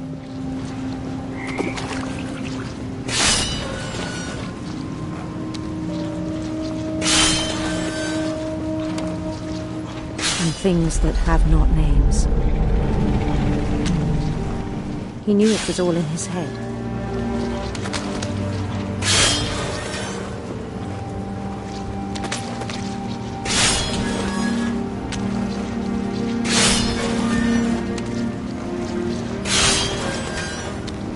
But he took it very seriously. I had hoped he'd find himself.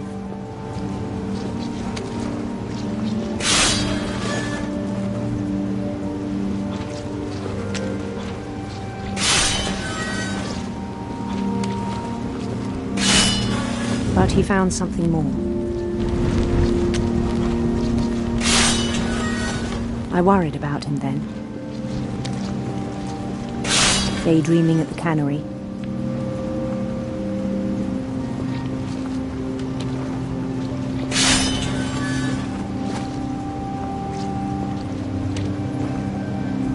I spoke with his boss.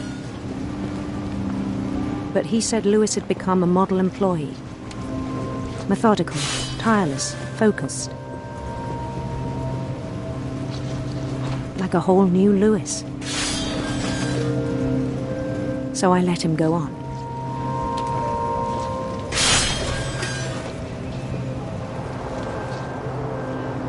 I even encouraged him.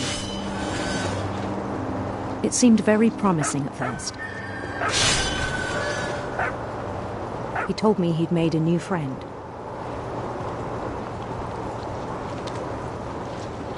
On the edge of a city he named Lewis Topia.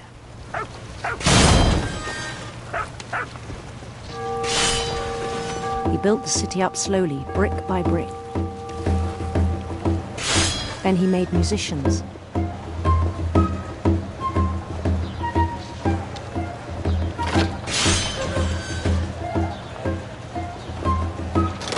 songs for them to play. He talked about starting a band. And he was always humming something. Every day his imagination grew stronger.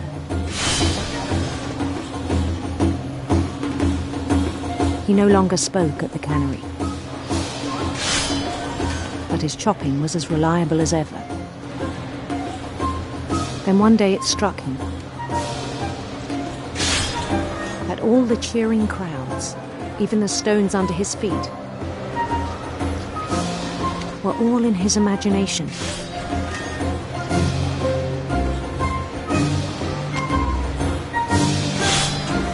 So he could do whatever he wished.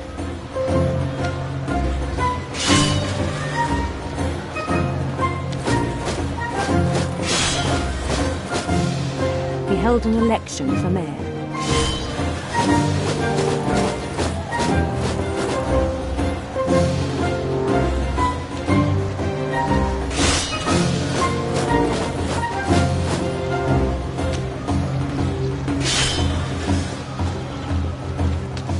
And he won. They begged him to stay, but his mind was already wandering. It became a game for him.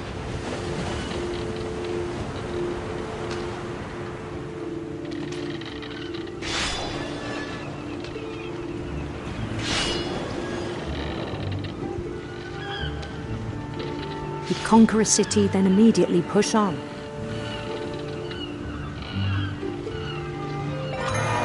New Louisville.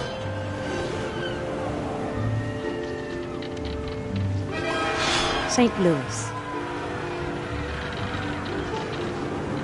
He started drifting away from our reality.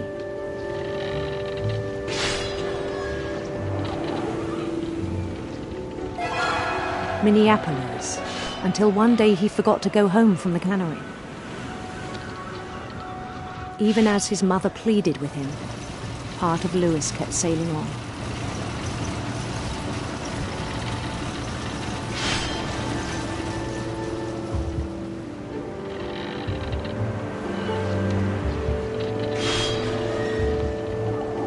In Louisburg, he heard rumors of a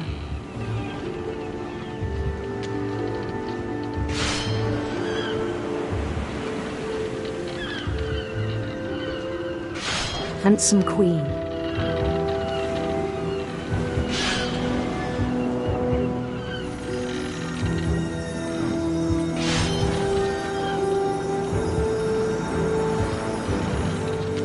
The queen was on her own quest for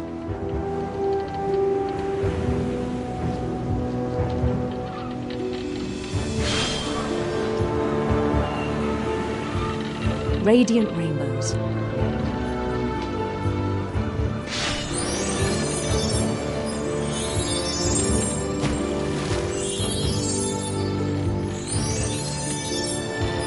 He followed the sound of her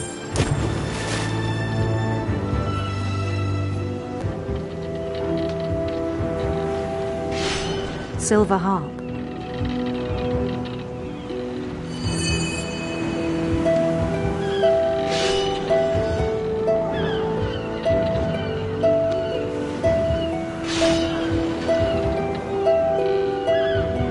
His chase led him to a golden palace east of the sun and west of the moon.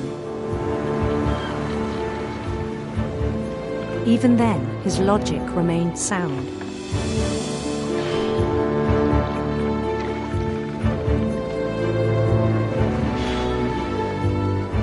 He knew the world was all in his imagination.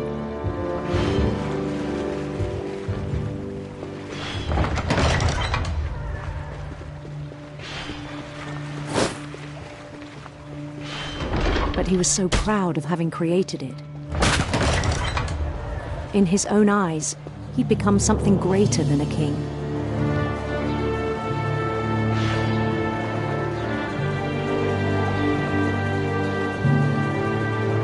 For someone who'd never known success in the real world, I think it was overwhelming. And then it struck him. that the real Lewis was not the one chopping salmon, but the one climbing the steps of a golden palace.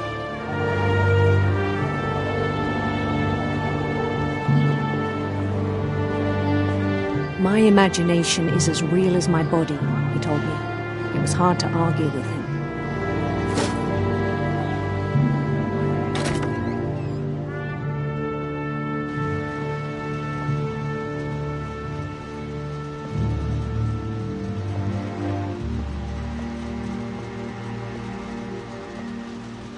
He began to forget the world we know.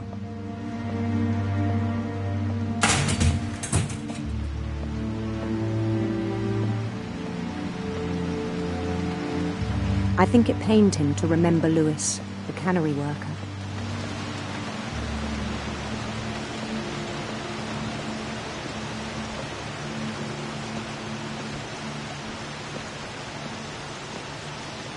He began to despise the man with a royal contempt.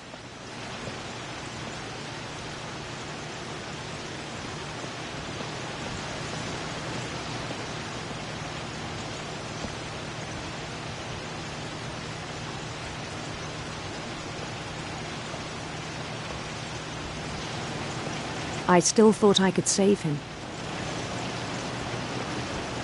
Even after he said he was being crowned king over all the lands of wonder. The palace would be packed with his companions.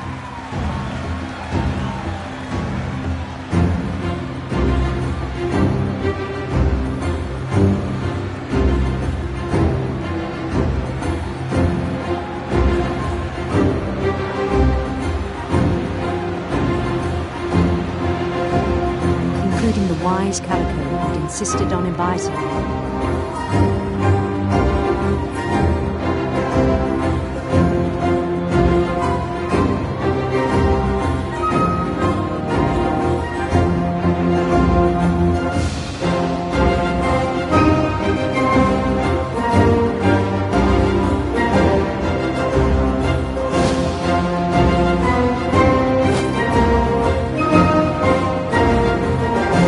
Queen waited, holding his crown.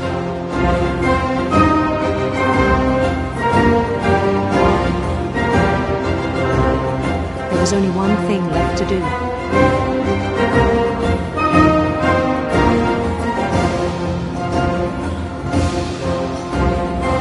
Bend down his head.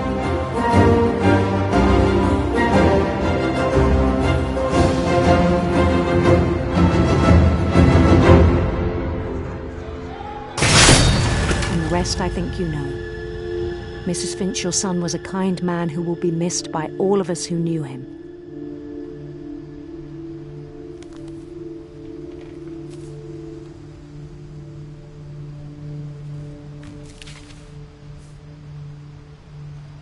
My brother was really cool. I wish you could have met him.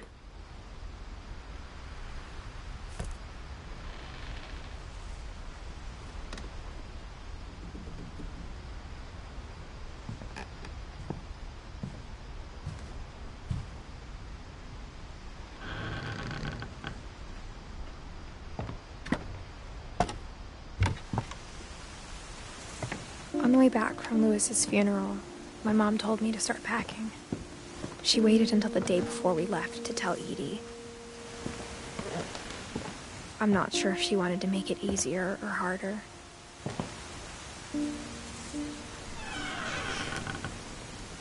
I wish we'd stayed. But I understand why we left.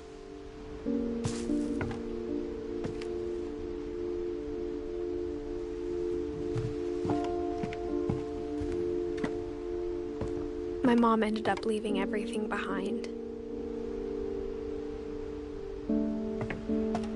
What happened that night had been coming for a long time. Maybe it should have come sooner.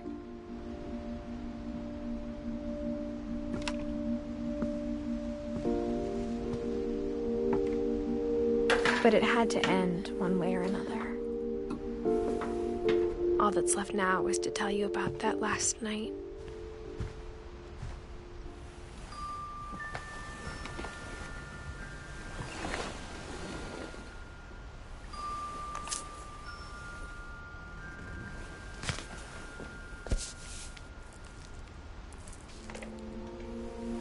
That whole last day, Edie just watched us pack and didn't say a word. Until supper, when she raised her glass and said, "To our final night together, and all our final nights apart." Grandma, you know what I said about alcohol. Some of your medications are very Edith, specific. I left a present for you in the hallway. Why don't you go open it? The grown-ups have to argue now. I'm sorry, you're right. We're all leaving tomorrow. Let's just enjoy our last... I'm not leaving. Edith, you're excused.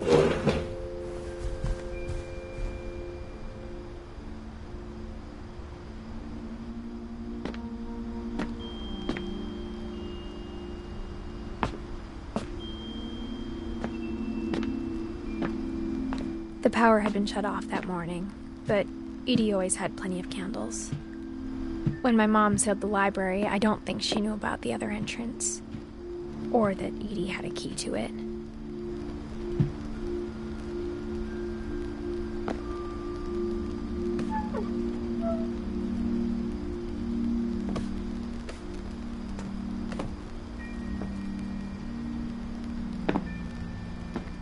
That thing you're afraid of isn't going to end when you leave the house.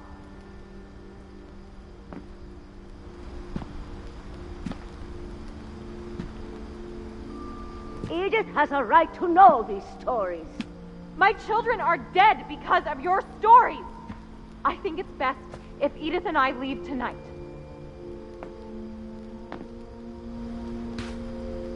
We'll have the nursing home send a van for you in the morning. Okay?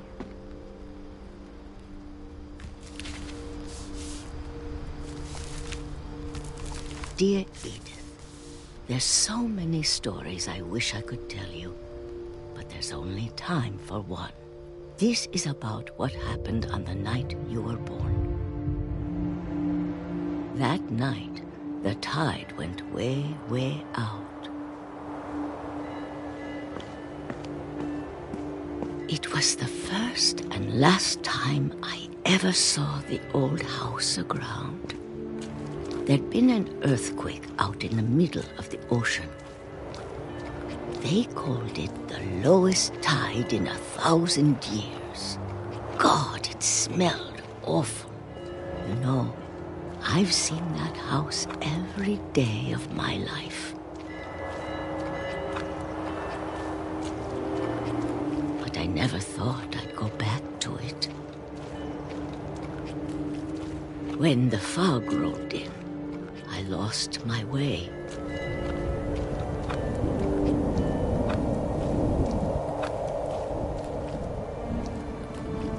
I got turned around.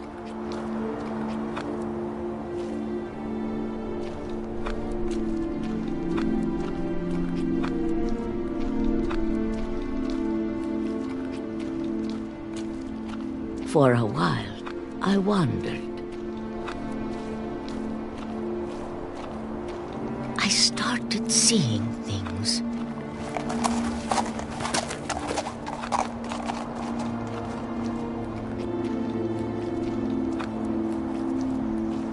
Things I'd forgotten had ever existed.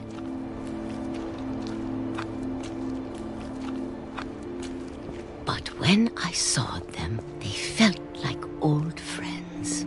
That night, a lot of things came back to me. Or maybe I came back to them.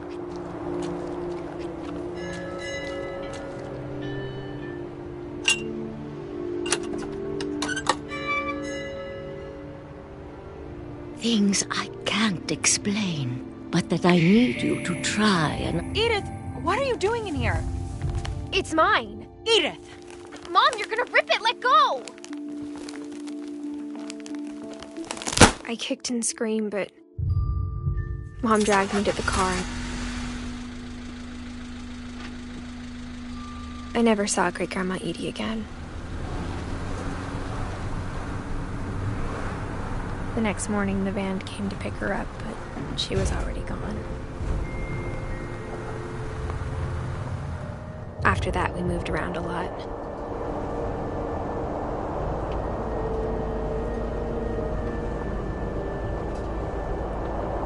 We both tried to make the best of it.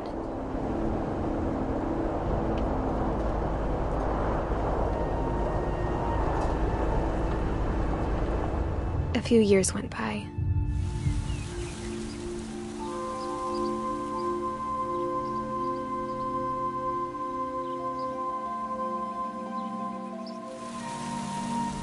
My mom didn't like to talk about it,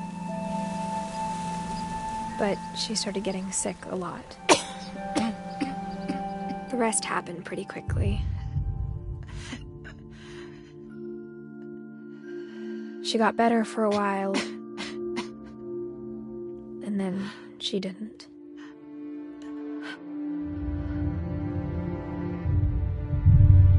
And then I was alone.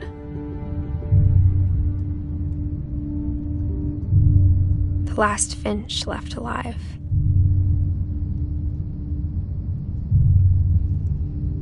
Until I found out about you. I'm still not sure what to tell you about all this. If we lived forever, maybe we'd have time to understand things. But as it is, I think the best we can do is try to open our eyes. And appreciate how strange and brief all of this is.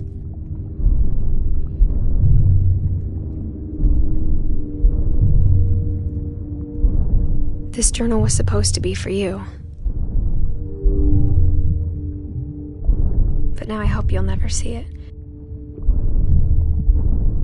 I just want to meet you and tell you all these stories myself. But I guess if you're reading this now, 初見です。 things didn't work out フリー that プレイ way. なのでやろうか迷っているのですが、どのようなゲームでしょうか?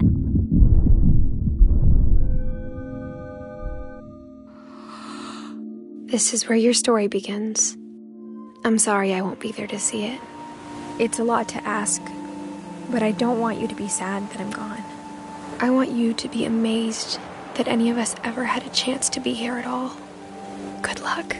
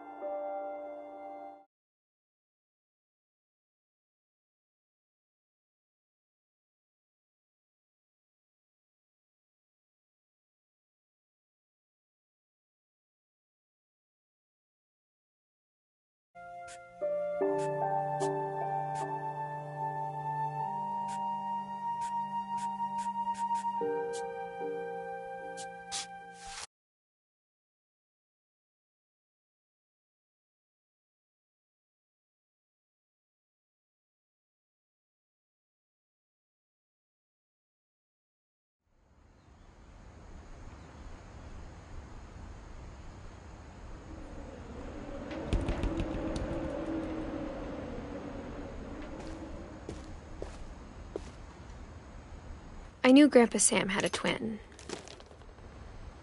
and that he never talked about him. I guess my grandpa didn't like history any more than my mom did.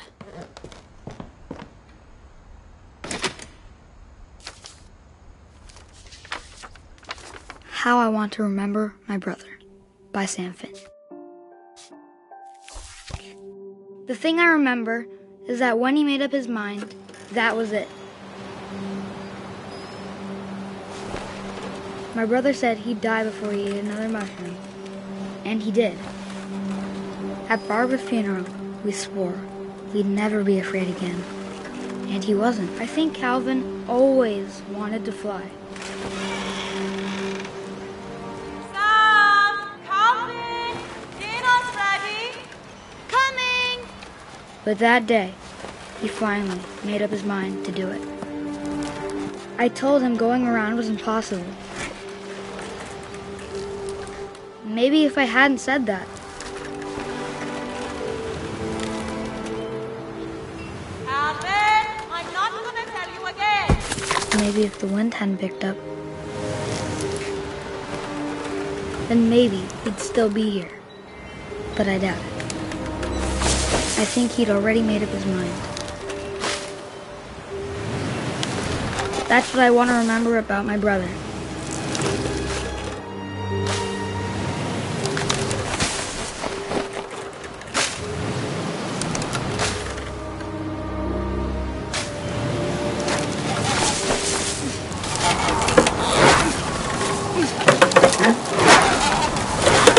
The day he made up his mind to fly, and he did.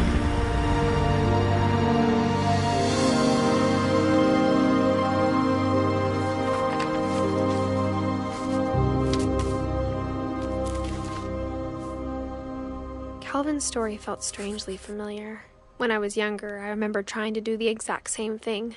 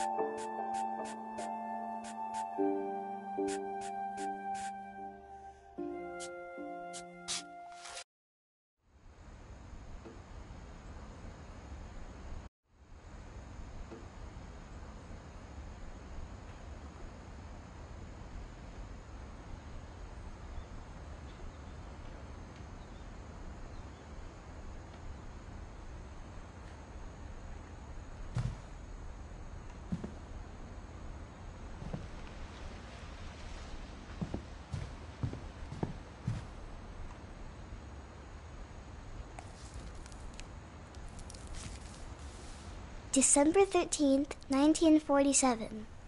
Dear Diary, I'll be gone soon, but I wanted to tell somebody about what's gonna happen.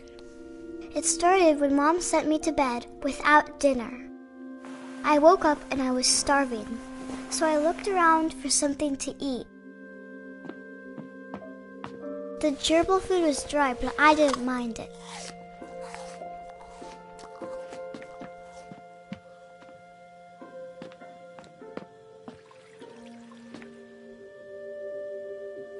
I thought about eating Christopher, but I held back.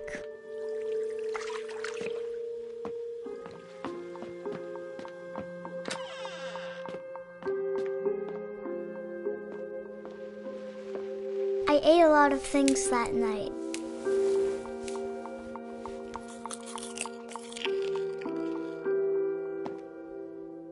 I kept eating and eating.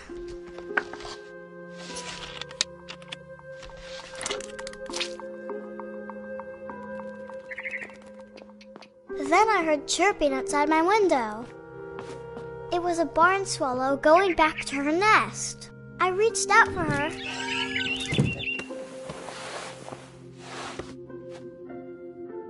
And suddenly, I was a cat.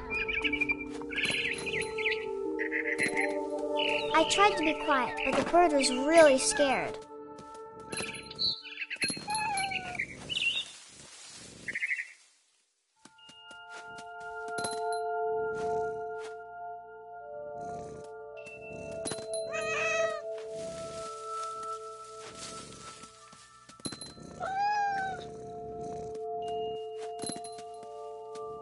Mom and Dad didn't even look at me.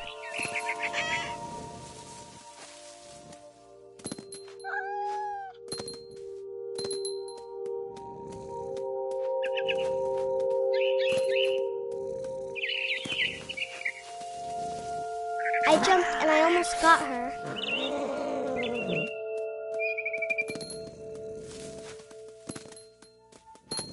I could tell she was getting really tired. Now I was up in the big tree. I promised Dad I wouldn't climb it anymore. All I cared about was eating that mama bird. I gobbled her up. And suddenly, I was an owl. First, all I heard was the wind. Then I heard little teeth nibbling in the grass.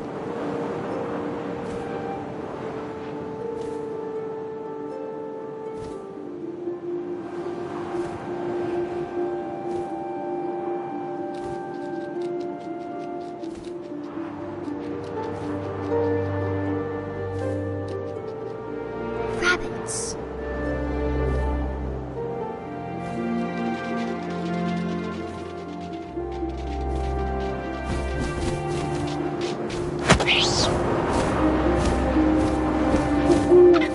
I imagined his face looking up and seeing mine through my talons. I swallowed him up, and I didn't chew one bit. Then I flew off to find something bigger.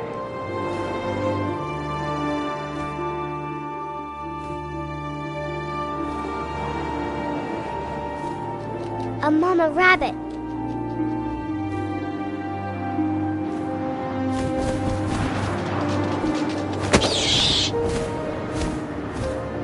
She was almost too big to carry. I started choking, but I couldn't stop eating. And suddenly, I was a shark.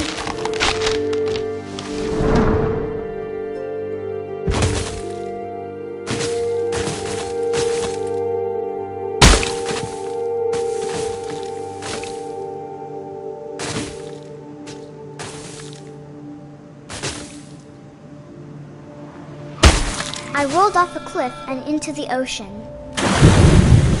Now, I was hungrier than ever.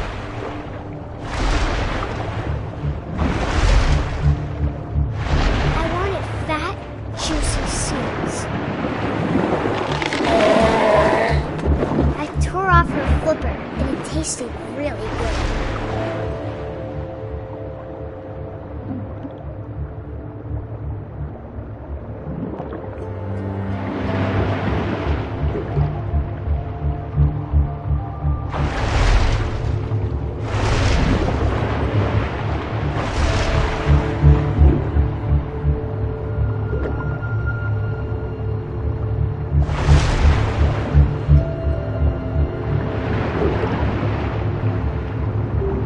Grabbed on tight. But I was so hungry, I jumped out of the water. When I opened my eyes, everything had changed.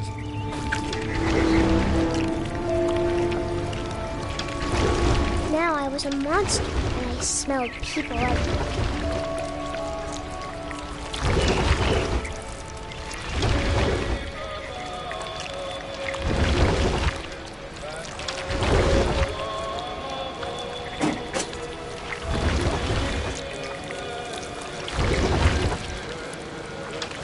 I was big, but I moved real quiet.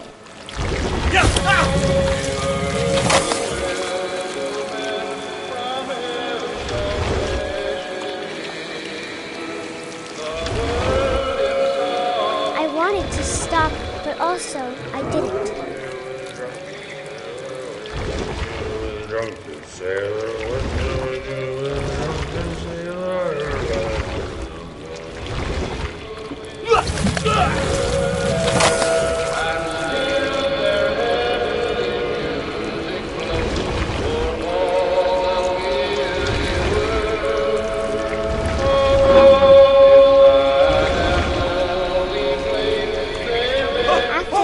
Passenger, I was still hungry, and to cross the water I smelled something new, something I had to have, so I swam towards it. I slithered onto the sand, and the good smell went into an old pipe.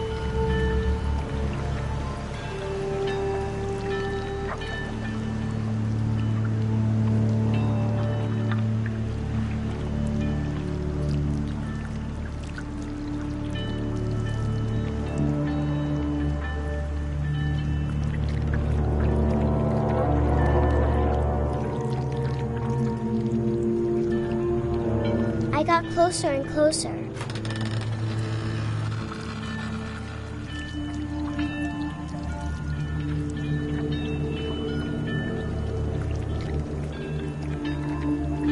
All of my stomach started growling. And suddenly, I was me again. I held my breath for a long time, but I couldn't hear anything. I think it's waiting for me to fall asleep. But it's not going to wait much longer. It needs to feed, and we both know I will be delicious.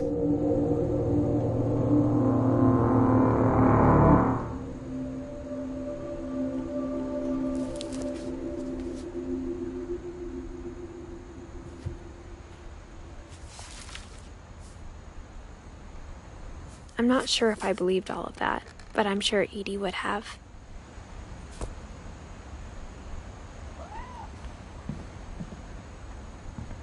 I grew up looking at Molly's room through the peephole.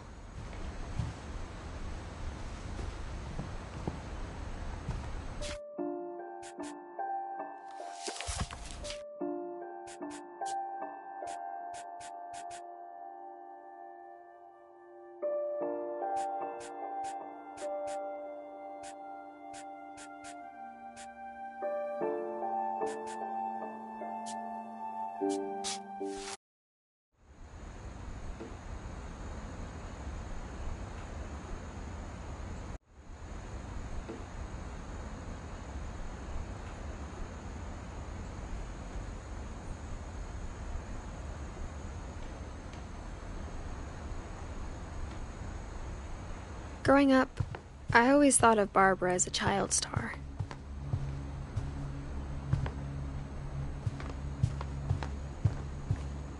I never thought about how hard it must have been for her afterwards.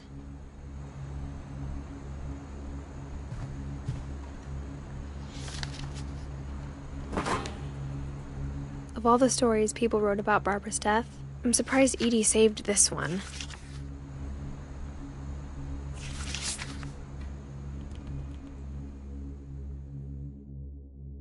Old Jack here with another ghastly tale inspired by America's most unfortunate family.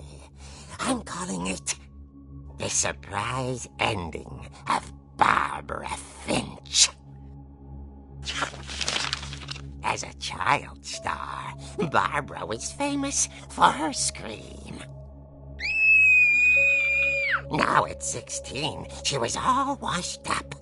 A has-been. But in a lucky break, she'd been asked to perform her signature scream at a local convention for monster movie fans. It was just the boost her career needed. Unfortunately, her scream hadn't aged well. Getting better. I think you just need the right motivation. Her biggest fan and current boyfriend, Rick, was about to demonstrate when... Now that was a great scream. It was Barbara's father, Sven. He'd slipped into a table saw and had to be rushed to the emergency room. So Barbara got stuck babysitting her youngest brother, Walter. Her convention comeback was cancelled.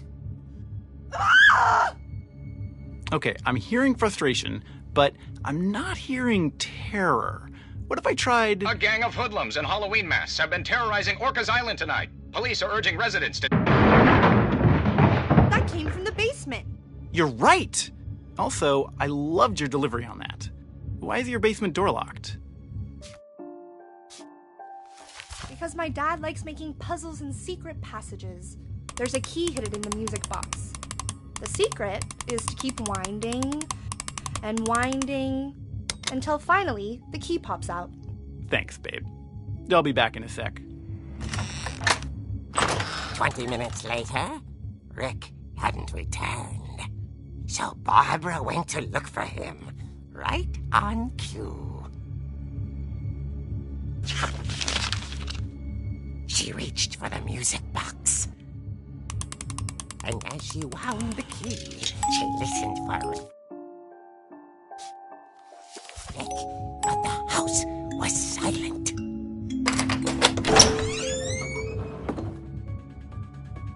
Rick?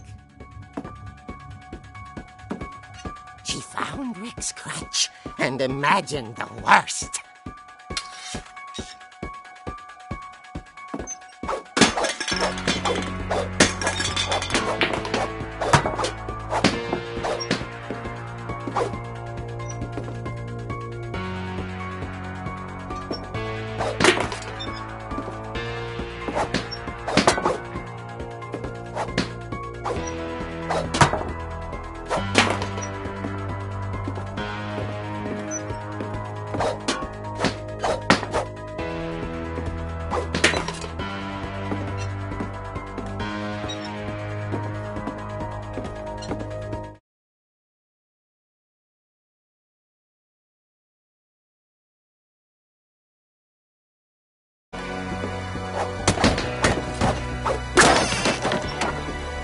Leader is the infamous Hookman killer, Dr. Carl Hamill, who impaled and then ate his family 10 years ago tonight. Oh, Finch rattled and grew still.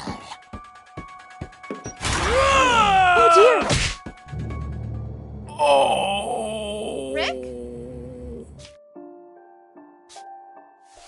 Barb, relax. I was just trying to scare you to help you find your scream. Well, I'm not scared, Rick. I'm furious.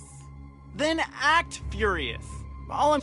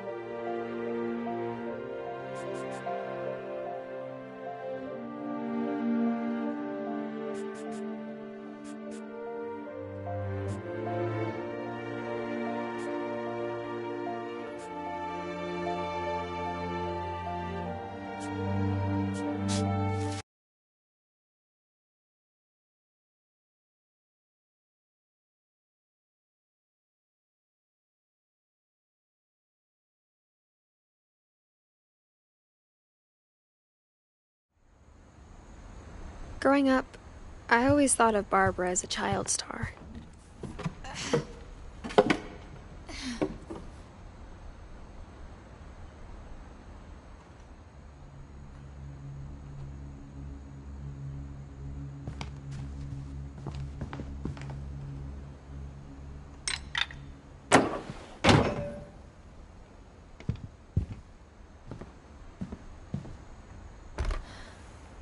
Barbara was a child star for 2 years, until America grew out of it.